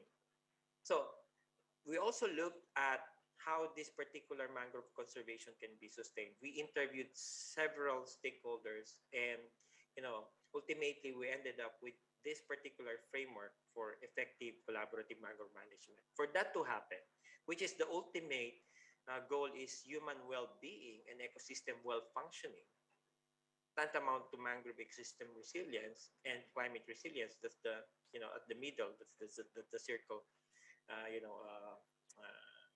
The one that's in the middle. There must be a collaborative management of mangrove stakeholders, and this can only be achieved if there will be improvement of the capacity of the local government.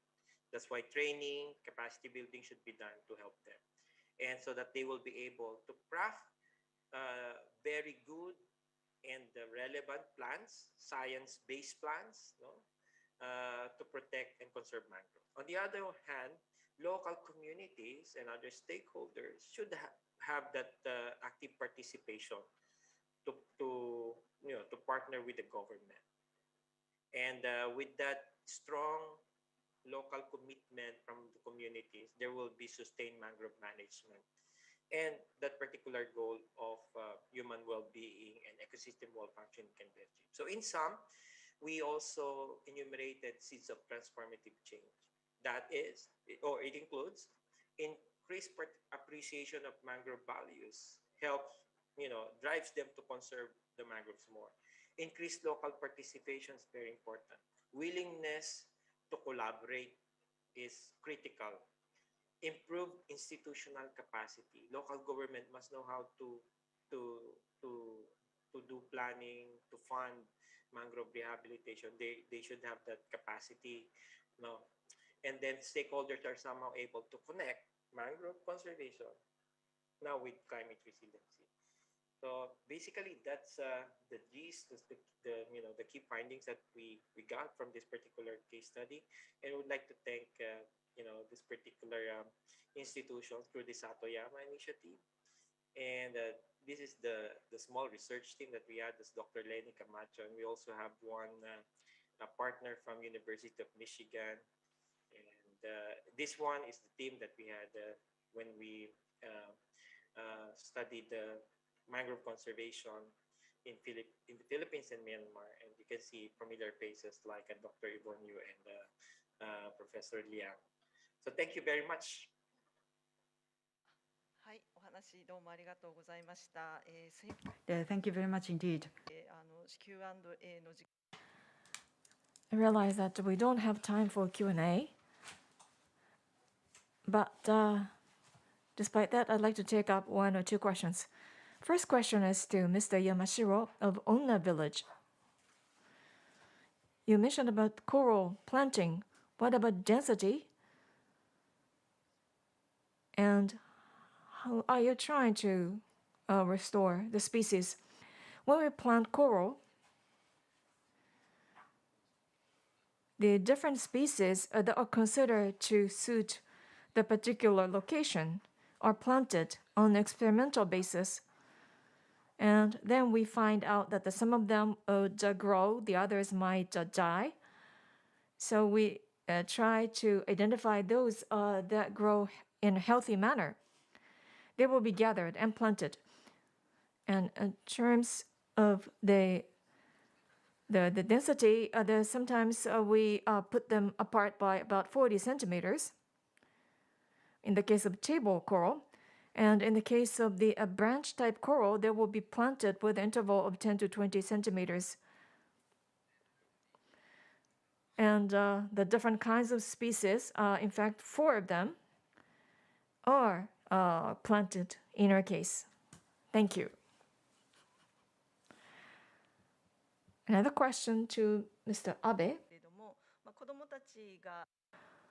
You mentioned about involvement of children and production of a biodiversity database is also developed. How such data is managed and where they are stored. Thank you. We conduct a field survey together with children. You know that they have very good eyes. Sometimes they spot something that researchers or scientists cannot find. Maybe because of their height. Sometimes they even discover the living species or the endangered species. And then the database at the Nature Center is there to store the data out of such field survey. And right now we have about 20-year worth of data that is stored.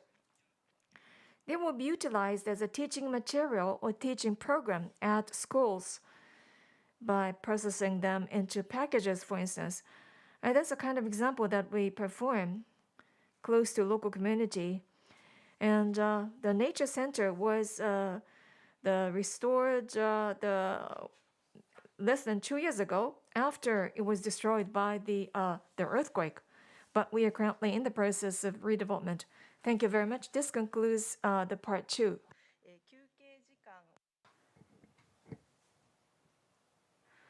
We now have a break until 4:50, 10 to 5. Then we'll begin session 3. During the break, we are going to run a video featuring rehabilitated coral reef in Onna village. Please enjoy. So we'll begin next session at 4:50. Thank you.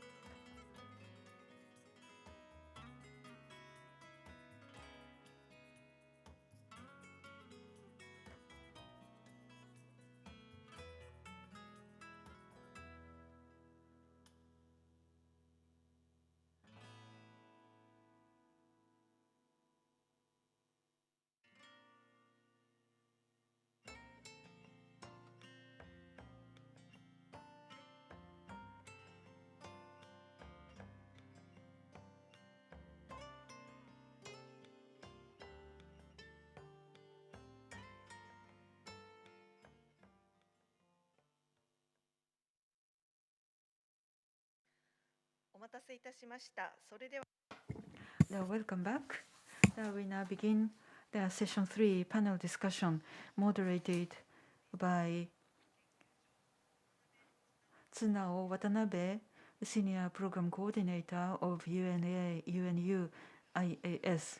Now I turn the microphone to Mr. Watanabe. Thank you very much. Good afternoon, everyone. My name is Watanabe of United Nations University. I'm very pleased to moderate this session panel discussion.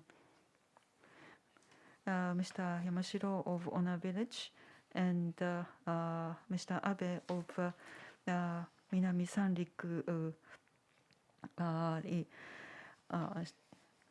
will also join us together with 3 speakers from the Ministry of the Environment, Ministry of Land Infrastructure Transport, and the Fishery Agency of Japan. We have Mr. Kobayashi of the Environment, Ministry of the Environment, and Mr. Toshimasa Kawasaki, Ministry of Land Infrastructure Transport and Tourism. He's from Port and Harbors Bureau, and we have also Mr. Morio Kaneko, Ecosystem Conservation Division of Fishery Agency. We first begin invite 3 people to introduce themselves and introduce the policies and the measures of their respective the ministry. First, Mr. Kobayashi, please. はい、聞こえていますでしょうか。 Can you hear me? Yes. Good afternoon. I am Kobayashi of Ministry of Environment. I was born in Ibaragi Prefecture, which was closer to Tochigi Prefecture, but not close to the coast. I was born during the month of July, and constellation is Leo. And well, as a part of self-introduction, I started to be interested in playing piano, but that's all about the self-introduction. I'm right now in charge of the activities related to promoting the nature restoration. It was nearly 20 years ago, in 2003, that Act on the Promotion of Natural or Nature Restoration was enacted. And 3 ministries are in charge: Ministry of Environment, Ministry of Agriculture, Forestry and Fishery, and the Ministry of Land Infrastructure and Transport.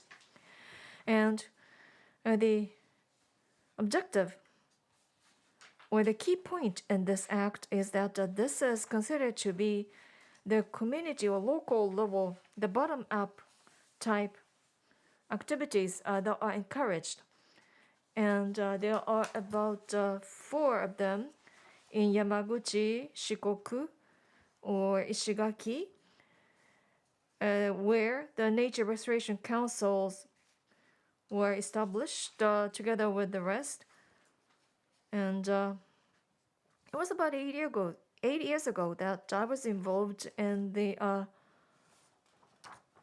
nature restoration project in Kochi Prefecture in Tatsukushi region, including coral reef conservation and various activities were conducted. As we heard, the various activities related to the interaction among the forest, the community, and the sea, including, for instance, the spawning ground construction for the oval squid. By way of thinning, the trees are cut down, and then they will be introduced into the water to create the spawning ground for the oval squid. And environmental education, as we heard from Mr. Abe, this is for children. Throughout the year, the local children learn about the the rich natural resources in the ocean that is close to them. And we start from discussing the mountain under collaboration with the people from the forestry union.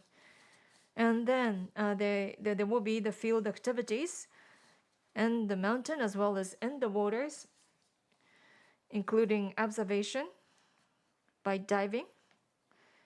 And also the tourist organization is involved to teach the guiding skill to be a good tourist guide. Through those activities, the children are expected to learn about how they can contribute to protect and conserve the ocean that they have. And I believe it is essential in restoring Satoumi when we consider the interaction among the forest, the river, sea, and the community. And recently, we hear about the nature-based solution to solve social challenges. For instance, we heard about the seagrass bed, which is to be inhabited by marine living resources. At the same time, they act as the blue carbon to store the carbon dioxide. And that's one way of contributing to nature-based solution. Right now, we are focusing on what is called 30 by 30. This is to conserve the area. By 2030, 30% of both land and sea are going to be subject to conservation. And the key here is about the OECM. This is about other effective area-based conservation measures.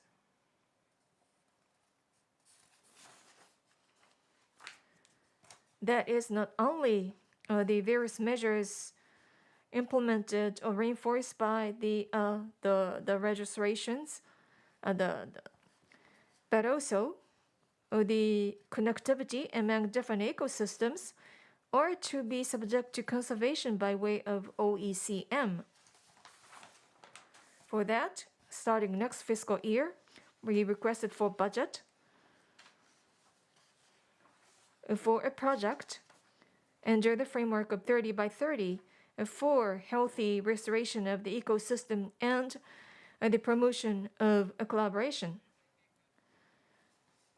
And first, we identified areas that require conservation efforts, and then consider various measures to help restore the ecosystem. Then, OECM and protected area approaches are taken. And we hope that this UN decade of ecosystem restoration would be the good starting point for us to undertake those activities. Thank you very much. That's all about the introduction. Mr. Kobayashi, thank you very much introducing yourself and also the policy measures based on your experience. Next, I'd like to invite Mr. Kawasaki of the Ministry of Land, Infrastructure, Transport and Tourism. Thank you very much. Can you hear me? Yes, I can hear you. Thank you. Thank you very much indeed for your invitation. I appreciate this opportunity to be with you. I focus on blue carbon, which we have been promoting at our ministry. You may not be very familiar yet with the word blue carbon. This is the carbon captured by the marine environment as a measure to tackle global warming. It's drawing attention, and it is featured by UNEP's report. As you can see on the left and on the right, you see the global carbon cycle.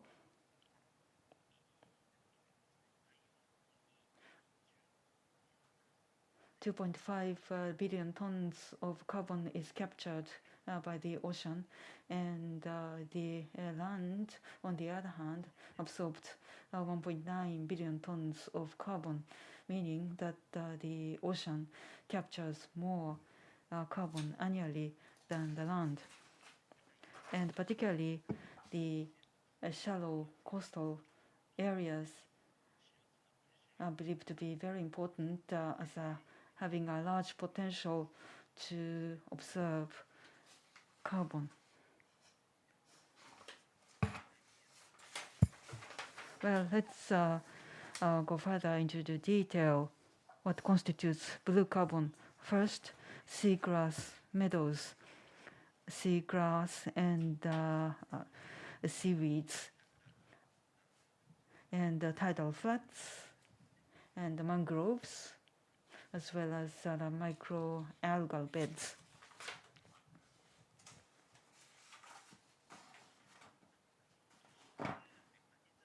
This shows the mechanism of CO2 absorption by blue carbon. Atmospheric CO2 is absorbed by the seawater, and then the seagrass and algae absorbs the carbon through photosynthesis. And then the carbon is stored in the seabed.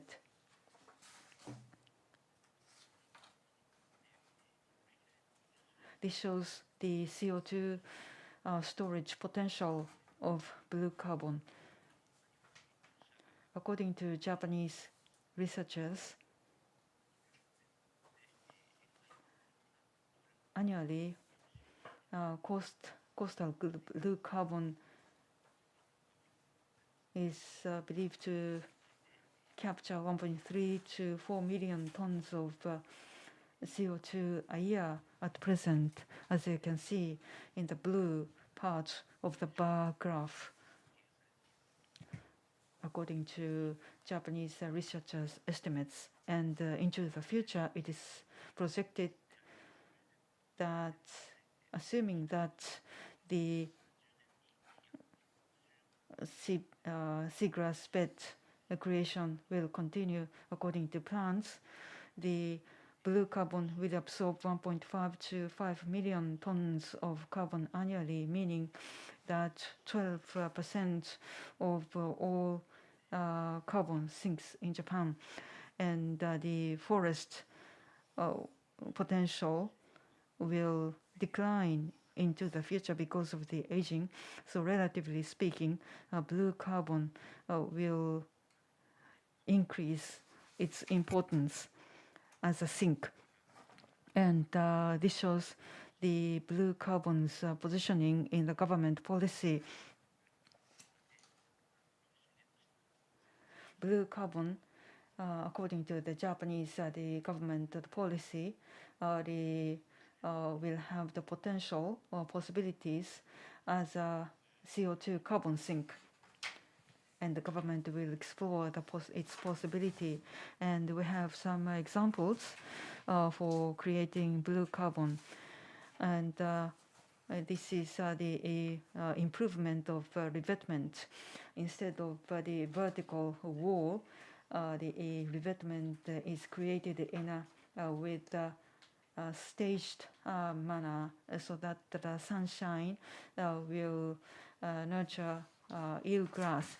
And in the Kisarazu port in Tokyo Bay, the private port is now changing the sea bottom to improve the revetment, and a shallow area is created to create a friendly site for seagrass bed.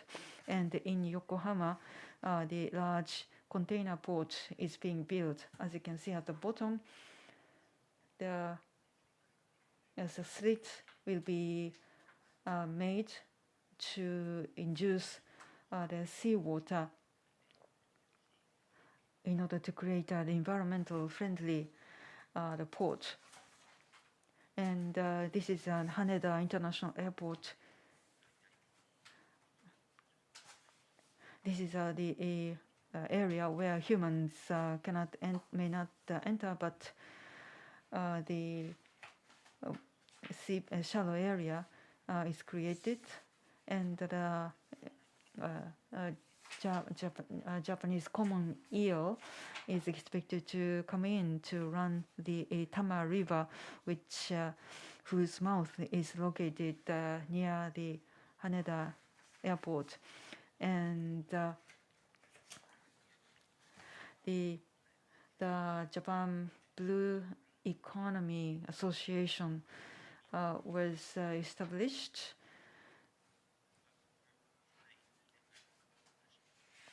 in order to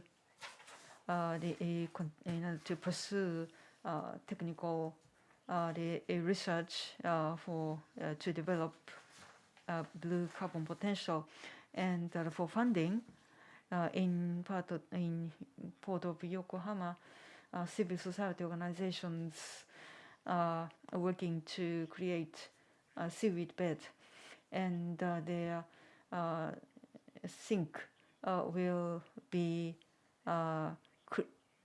sold to private companies as credits.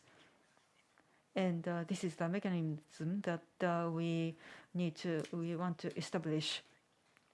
And the payment for the credit will come to the civil society organizations in order to continue their conservation activities. And we'd like to expand this type of projects. And these are the other locations of JB's, the blue credits: Tokuyama, Kudamatsu, Kobe, and Kitakyushu ports. I rushed through my presentation. Thank you for your attention. Thank you very much.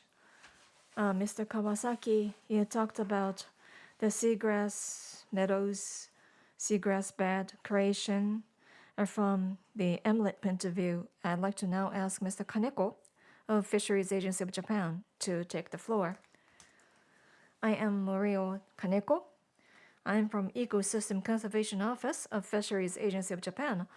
I'd like to talk about various initiatives to conserve marine ecosystem involving Fisheries Agency of Japan. I'd like to share the screen with you.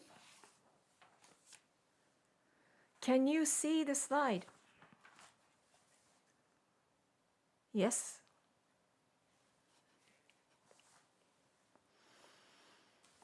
If you take a look at page 2, the fishery is an industry that relies on natural marine ecosystem, and it depends on harvesting parts of their resources, and therefore it is important to maintain a healthy marine environment and a marine ecosystem in order to sustain fishery activities. That's a view at the Fisheries Agency of Japan.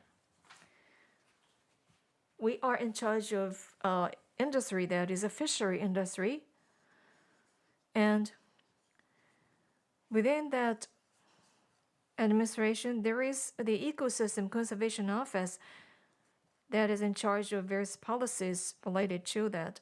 And among them, there are those activities that are related to the policies and measures within EEZ and outside of EEZ. And then also, we are in charge of protection of endangered species. For instance, CITES, Convention on International Trade and Endangered Species of Wild Fauna and Flora, that also falls into a jurisdiction. And marine mammals, the sea lion, and they migrate into the waters near Hokkaido. And then they destroy fishery nets that are placed there, and also feed on fish that could have been harvested by the fishermen, and therefore we are also in charge of implementing the management measures of sea lion resources and reduce damages, and also the eels. Their concern has been raised about declining resources of the eels, and therefore the Japan, China, Korea, and Taiwan in East Asia are engaged in informal consultation for international cooperation to conserve and manage the Japanese eel stock and other relevant eel species, and also marine debris, including plastics disposal, as well as restoration of the closed water areas like Ariake Sea, among others. They also fall into our jurisdiction. And now, about international goals that we have identified for the protection and conservation of the marine ecosystem, they have been also already referred to by other speakers in session 1 and 2. Allow me to be redundant. In some cases, you might know that international target has been set to conserve at least 10% of the coastal and marine areas by the year 2020 in conjunction with the CBD IG target in 2010 and SDGs that were decided on in 2015. Therefore,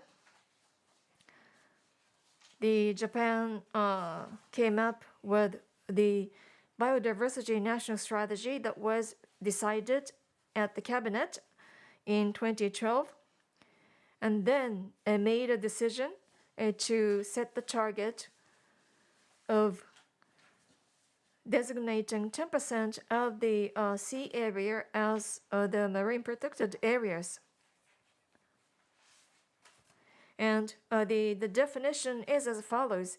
These are areas that are identified to be subject to management under the laws and regulations and other effective measures by taking into account the healthy structure and function of marine ecosystem, conservation of biodiversity, and sustainable use of the ecosystem service. That is by way of human intervention, productivity as well as biodiversity, it could be improved and enhanced, which is also related with Satoumi concept.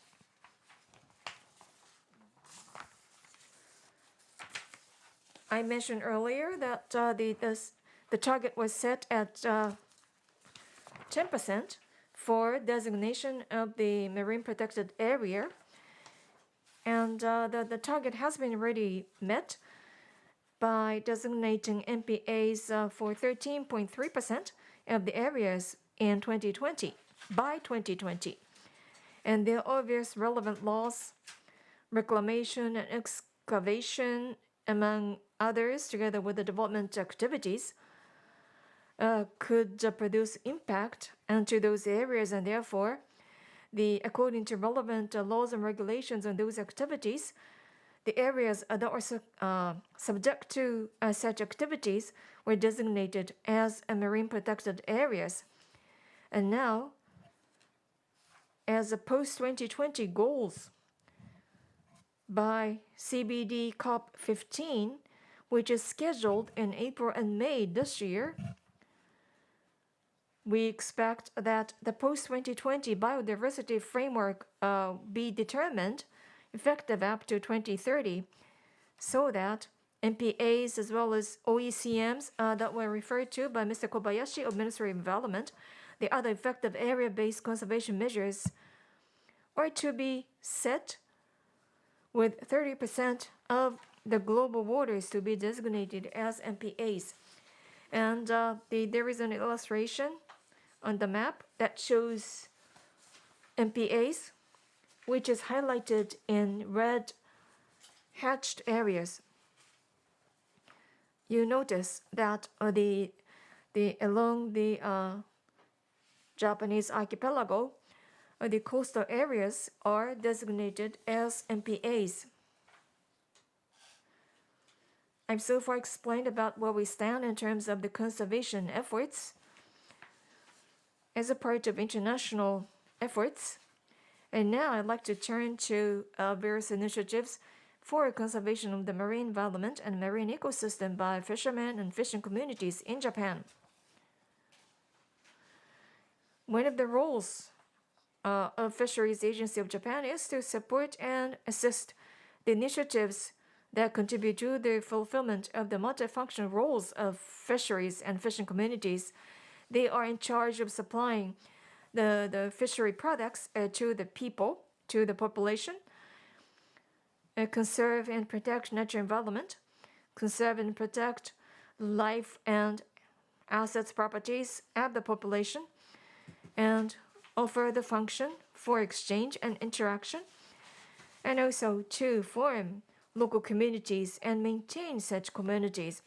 And that refers to multifunctional roles of the fisheries, and therefore the benefits out of those functions would not be limited to fishery industry and fishermen, but also the generation as a whole, and therefore we are in the position of supporting and assisting various innovative approaches for enhancing such multifunctional roles of fisheries and fishing communities, including Satoyama and Satoumi related initiatives.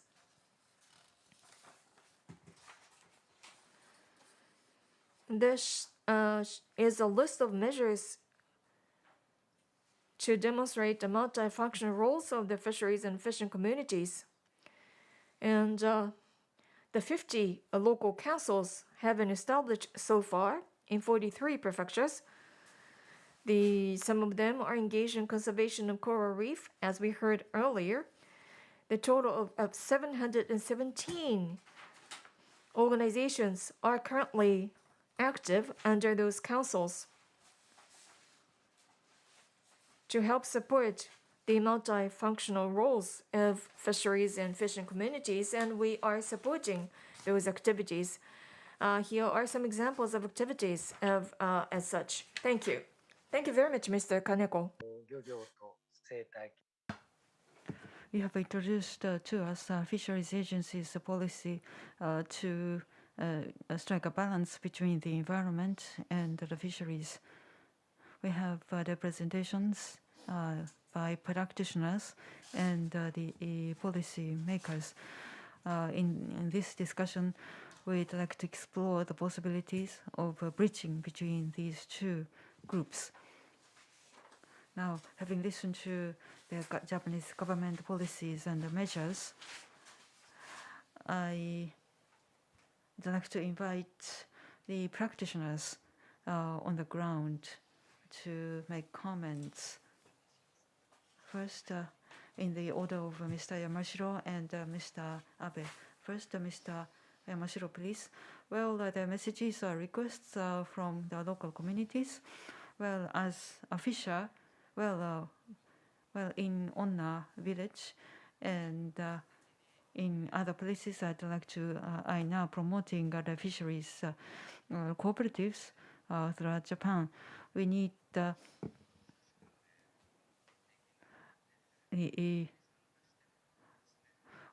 we invite the people to join fisheries cooperatives so that the other people in general will also join us. So I'm now engaged in promotional and public awareness activities. Thank you. Mr. Abe. Thank you. In local communities, I am a sort of researcher, so let me wear that cap in making this comment. Climate change is changing the earth and a local community very rapidly, and there's no time to lose. And we need to have the capacity in the local community to observe for observation, and that requires the people living in the local community so that they will be fully aware of the need to take action. And we have a research institute where the full-time researchers communicate with the fishers and children in the local community. That's a nature center we have, and I believe that such as similar organizations exist in many parts of Japan. Such local community-based activities need more support from the government so that they can sustain their activities. I'm aware of budgetary constraints, and sometimes government funding will stop after a year or two, and then nothing remains in the local communities.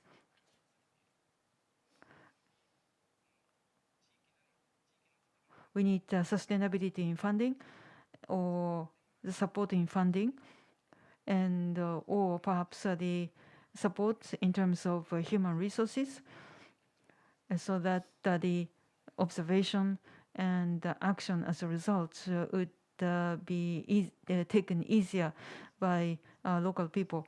Thank you for your comments, Mr. Yamashiro and Mr. Abe. Now, I'd like to invite the local government, the central government representatives to respond to the comment made by Mr. Yamashiro and Mr. Abe. First, Mr. Kobayashi from the Ministry of the Environment, please. Thank you. I appreciate the comments by Mr. Yamashiro and Mr. Abe. And let me share first with you my observations. And he talked about the mozuku. My child loves the mozuku seaweed, even though my child is a very picky eater. And I haven't been able to eat the mozuku for some time. I'm not joking, because Satoumi's the benefits is consumed and enjoyed by local people. Perhaps the local people may not be fully aware, appreciate its value though, and fishers should engaged in conservation activities, and that's very valuable, because in addition to conservation and preservation, but the promotion of economic activities should be taken into account, or these two should be balanced, and OECD men or such measures should be taken into account in striking the balance between the environment and economic activities. And the holistic approach is very important, as you said. And the monitoring observation is very important. And the children's role is very important, because through children, it can involve the adults, their parents and the grandparents. And with the children, the adults don't make the sulky faces, and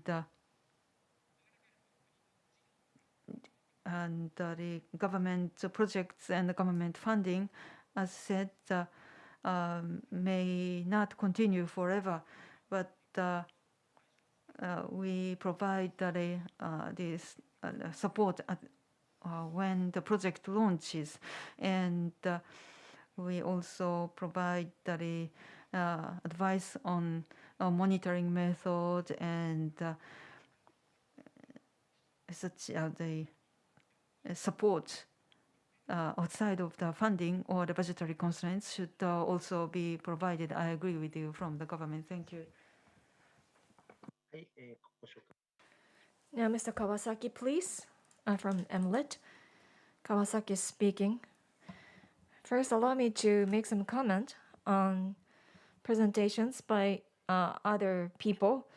Well, Mr. Yamashiro, I enjoyed his presentation. I understand his organization is taking leadership together with local government and local communities, and the multifaceted approaches are taken. And every year on March the 5th, there is a regular event. And that is quite symbolic. And to make such activities sustainable and to raise awareness, I believe such the event holding, that is quite useful. And Mr. Abe referred to activities involving children. And I believe those are events to raise awareness on the part of children. And they are the ones that would be playing a leading role in the next generation. Therefore, the activities to raise and improve their awareness and interest, that is a quite commendable activities.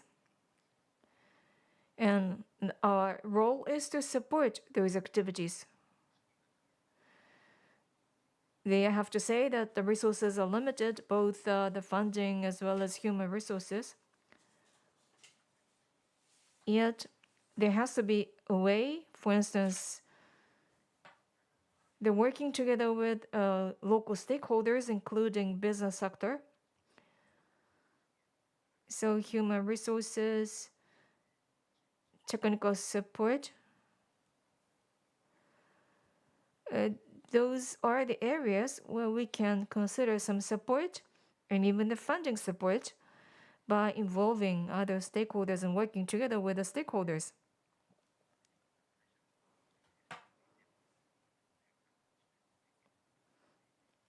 And overall, I realized the importance of involving different stakeholders. And now turning to Mr. Kaneko of Fisheries Agency of Japan. In the previous session, we had presentations from 4 speakers, including the Philippines and Italy. And we heard about the Satoumi projects and initiatives. All of them had different characteristics that highlighted the diversity, especially in the case of Satoumi restoration in Onna village, the creation of the beautiful sea coral activities and the coral forest that have been promoted together with the business sectors. That was quite interesting. And also in the case of the Minami Sanriku, your activities are close to the ground, close to the local communities. The monitoring performed together with children, and then the result would be stored in the database. And then that data would be also reutilized as a teaching material for children. That's another splendid part of that activity. And Mr. Yamashiro mentioned about fisheries cooperative activities and their participation, trying to expand the scope of participation through fishery cooperatives. In fact, Satoumi is aware the fishery industry is taking place, and therefore it is fishermen that would play a leading role in restoring Satoumi, and that is quite important. And what was pointed out by Mr. Abe, that was about the monitoring of changing the marine environment. To accumulate such a data, that is also useful for formulating policies for the administration and the future. Thank you. Thank you very much. Now,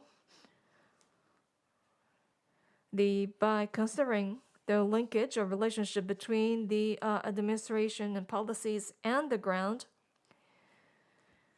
how we can expand the activities of Satoumi, that also contributes to the UN decade of ecosystem restoration.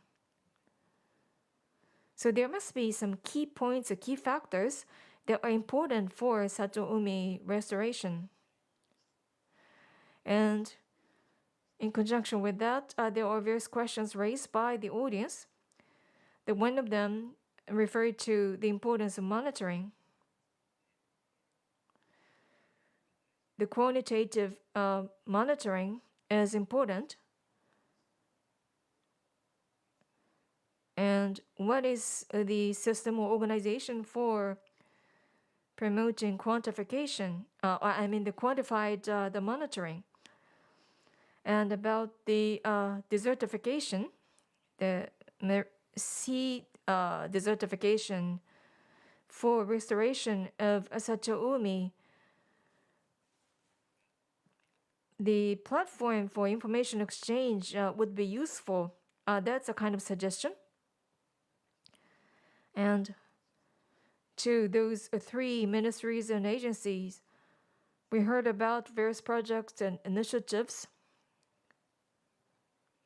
But rather than those three ministries and agency working independently, why not working together? And through collaboration and partnership, why not consider promoting Satoumi creation and restoration? So those are comments and questions raised. So please keep them in your mind and then consider how you can further expand your activities. What do you think would be the key points for upscaling your activities? And that's what I'd like to ask of you. So first, starting from Mr. Yamashiro and Mr. Abe, then turn to Mr. Kobayashi, Mr. Kawasaki, Mr. Kaneko. So in that order. So starting from Mr. Yamashiro, please. Thank you. In fact, there are a lot that I wanted to talk about, but I was told that I had to limit my presentation to 10 minutes. About environment education in Onna village, in the first year of junior high school, there is a course about coral. We invite the university professors and teachers, and then when they are in the elementary school, they take an excursion to the tideland and then conduct observation. As we declared ourselves as the village of coral, as a part of the coral restoration, we are saying we should create anything that could be related to coral. And as a part of that discussion, when we want to expand this activity, we need the collaboration, communication, and partnership, coordination with the ministries concerned, including Ministry of Environment, the Land, Infrastructure and Transport, and Fisheries Agency. And talking about the fishery, we advocate a diagnosis of the health of the sea every year. And this is conducted through the working group of young people. And I also realized the importance of the monitoring. We have been monitoring and trying to remove the crown of thorn. And that has been quite useful. And when those activities are maintained for many years, that is quite useful. Because for young generation, they already have information. The information handed over from the fishermen that have an experience, and that will be useful for future planning. And that's where we want support and assistance from a central government. Thank you. Now turning to you, Mr. Abe. Thank you. For Satoumi and nature conservation, what is the status of nature, where the nature stands? That has to be understood. And there is the history and culture that is deeply rooted in the community where nature has been cherished, that has a value, but just rather than taking it for granted, we have to understand it and then make it a real value, the treasure of the community, and then hand it down to the future generation. And the science is essential in doing that. The science and the scientific researches have to be performed close to the ground, and the involvement of scientists that have been quite effective and useful. That's my impression through my activities in Minami Sanriku. We do have researchers at the local nature center, but some of them can barely enough the money, and some of the wetland centers don't have researchers at all. There are young people who are interested in their career as a researcher, so such a hidden the human resources should be developed more and utilized. In Minami Sanriku town, the local town government hires researchers out of the very tight budget. But it is very beneficial for the local community, and I greatly appreciate any support to sustain such a program. Thank you. Mr. Kobayashi of the Ministry of the Environment. Thank you. Restoration of Satoumi. Well, what's important for that? Satoumi conservation have several challenges. One is lack of human resources.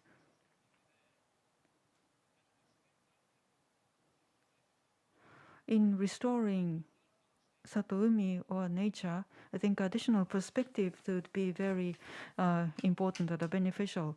For example, tourism. I worked for the tourism agency before taking my position. Due to COVID, tourism industry is suffering heavily hit, but Satoumi conservation might be of some help.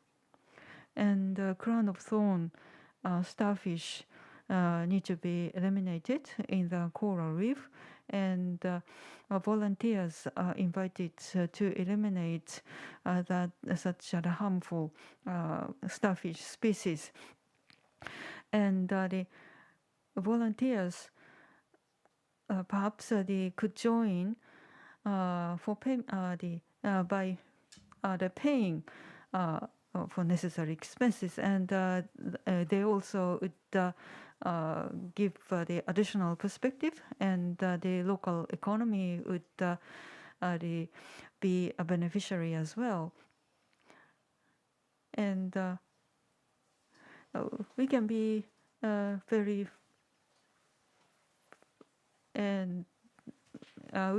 friendly to the people who are interested in the issues that you feel very close to.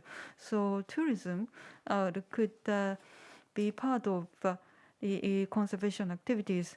And if you are part of the rehabilitation and the conservation activities, then you'd be more interested in it, and then you'd come back, and they would glad to see the results of your effort.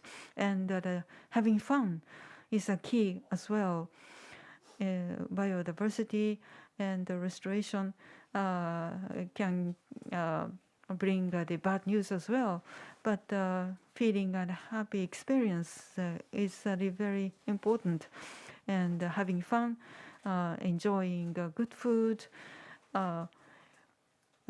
enjoying local fish and other local harvests would be part of the fun of experiencing the sea. And we need to protect the area as a healthy ecosystem.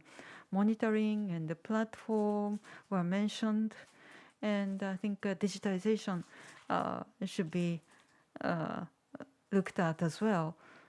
Mr. Yamashiro and Mr. Abe talked about very leading examples. In order to replicate such leading examples, digital technology should be taken advantage of and for restoration as well as for networking, and also the communication with other relevant ministries and agencies, together with the Ministry of the land and transport infrastructure and the fisheries the agencies, we are all constant in contact. And Mr. Kawasaki and Mr. Kaneko talked about fishing and the blue carbon today. We will continue working among these three ministries and agencies together with other relevant ministries for the coastal regions and for the ports and harbor. Thank you. Mr. Kawasaki of the Land Ministry, please. Thank you. I appreciate talks of the practitioners and yes, the importance of monitoring. I agree. Monitoring tell us what's going on right now, and I believe that many people are working for certain goals, and monitoring and observation is important to set appropriate goals.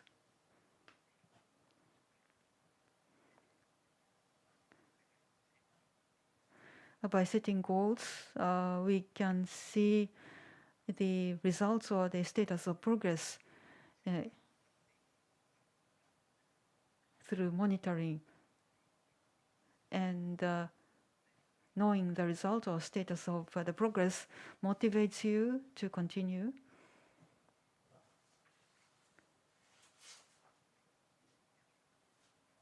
And the challenge is how to continue appropriate monitoring.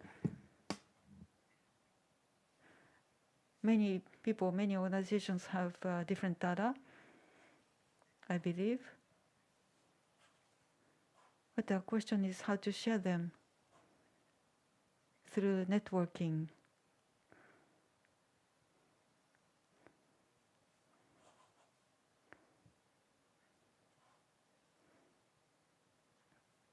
And it's important to document the change caused by global warming. I agree. The environment is changing rapidly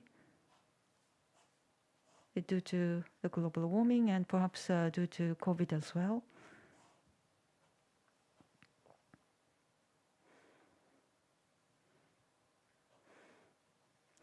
How to respond to these changes appropriately is another challenge we face. And don't work in silo, but coordinate, yes, with the Ministry of the Environment and with the Fisheries Agency and with the other ministries. We have worked, and we will continue to work together with other government organizations. Thank you, Mr. Kawasaki. Before we close, I'd like to invite Mr. Kaneko of Fisheries Agency. Yes, for fishers and the fishing communities, coastline is where they live and the place where they use for their livelihood. And that's why the coastal environment needs to be protected for them. So coastal marine environment and the marine ecosystem must not be polluted, must be harmed, and to that end, fishers should continue to play a leading role. But the fishers should also engage other local people and the local businesses, as well as the other Japanese public in large, so that the people outside of the fishing industry should be fully aware of what's going on. And in session 1, we had a global perspective discussing the biodiversity convention and the post-2020 target through by 2030, and also session 2 had local perspectives, introducing the case studies and practical programs, and how effectively we can link the activities at the global level and the programs at the local level. This is another issue that I'm very concerned about.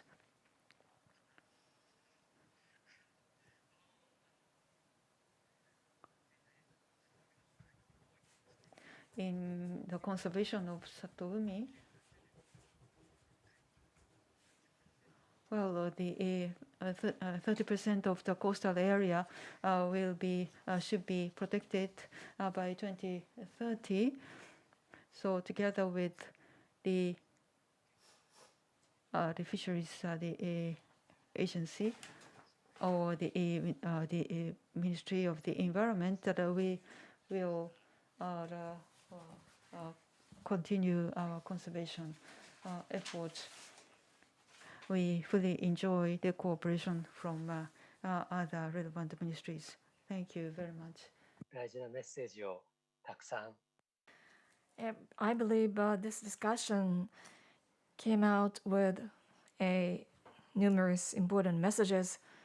We heard from local practitioners, and I strongly felt, and the Satoumi creation is an equivalent of creation of local communities, and importance of linking Satoumi restoration and the restoration of the communities and environment. By sharing the value,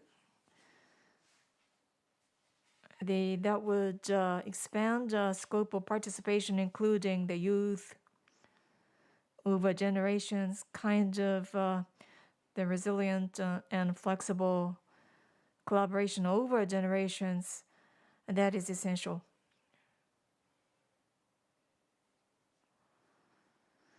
I would say that the case studies that were introduced today are kind of pioneering practices, and we hope to spread those initiatives to the rest of Japan as well as rest of the world. And they hope that the three ministries and agencies would coordinate their activities, cooperate with each other through their policy measures in supporting the efforts in local communities.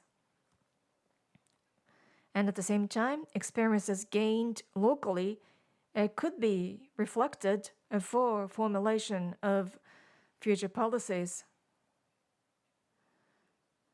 And that will be essential for future Satoumi restoration. And the part of UNU IAS for United Nations Decade of Ecosystem Restoration, we became the partner of that decade, the initiative for that decade last fall. Today we had the participation by speakers as well as audience, and by working together with you and the various relevant organizations, hope that we can promote activities for restoring local or for promoting and restoring the environment and ecosystem. I'd like to thank all the participation and for their contribution before closing this session. Thank you very much. I'd like to hand over the microphone to Ms. Toyoshima. Thank you very much, Mr. Watanabe, panel, and the panelists. Thank you for your active discussion. In fact, we received many interesting questions, but due to time limitation, we could not introduce all of them. Now, as closing remarks from the co-organizers of this symposium, I'd like to invite Mr. Naohisa Okuda, Director General of Nature Conservation Bureau of Ministry of Environment. Good evening. Thank you for the introduction. I am Okuda of Ministry of Environment. I'd like to say a few words before the closing. First of all, thank you very much for your active participation in this symposium to commemorate UN Decade of Ecosystem Restoration. To the Sasakawa Foundation, OPRI, and Ms. Yamaguchi, the director, and all those involved on the part of UNU IAS, thank you very much. Also, I'd like to express my appreciation to participation from the Philippines, as well as from Italy, and within Japan, from north to south, including Minami Sanriku and Onna Village. Thank you very much for your invaluable contribution. We really appreciate your presentation, the information sharing that made the symposium quite productive and important. At the symposium, we started from global level discussion by the United Nations, and then through case studies in different the local communities, we really learned a lot.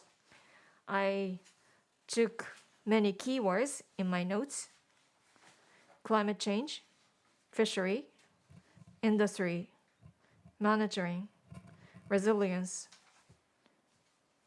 environment education, community, the center of the activities.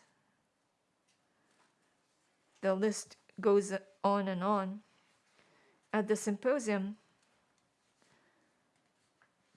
through the presentation and exchange of views and opinions, hope that we contributed to improving the knowledge and interest by the people listening to the symposium about the theme of the symposium. In session 3, together with the Ministry of Land, Infrastructure and Transport and Fisheries Agency, the Ministry of Environment has been engaged in promotion of the nature restoration according to the Act for Promotion of Nature Restoration. And the keywords are bottom-up approach, or local community that is playing a leading role. Put it differently, this is about the adaptive management. And for that, good practice and exchange of information, as in the case of the today's symposium, is quite important. And that is important also for improving the plan and initiatives for the future. And I believe that is what is meant by the UN Decade of Ecosystem Restoration. And this year, it is expected that the post-2020 that would be carried out through 2030 is going to be decided, where 30% of land and a sea would be designated as the area for conservation. That is what is called 30 by 30. And also OECM, the concept could lead to new types of activities for restoration of a healthy ecosystem and nature. And therefore, we'd like to take such an opportunity together with collaboration with other relevant ministries and agencies and local communities. We should value the relationship and interaction among the forest, the community, the river and the sea, and restore the ecosystem where the species inhabit where they should be, so that people can enjoy the bounties of biodiversity, especially the restoration of Satoumi environment is essential for that. In conclusion, I'd like to wish for further development of Satoumi restoration activities that you are engaged in, and hope for the restoration and recovery of the Japanese and the global maritime environment, which would serve as the environment to support the living creatures, including human. Thank you very much. With this, I'd like to conclude the symposium. We plan to organize this symposium as a series, and second symposium, it's the timing is yet to be decided, but once the preparation and planning is ready, we'd like to inform you of the next symposium. Also, please give us your feedback by filling in the section that is included in the website for this the symposium. Once again, thank you very much for your participation.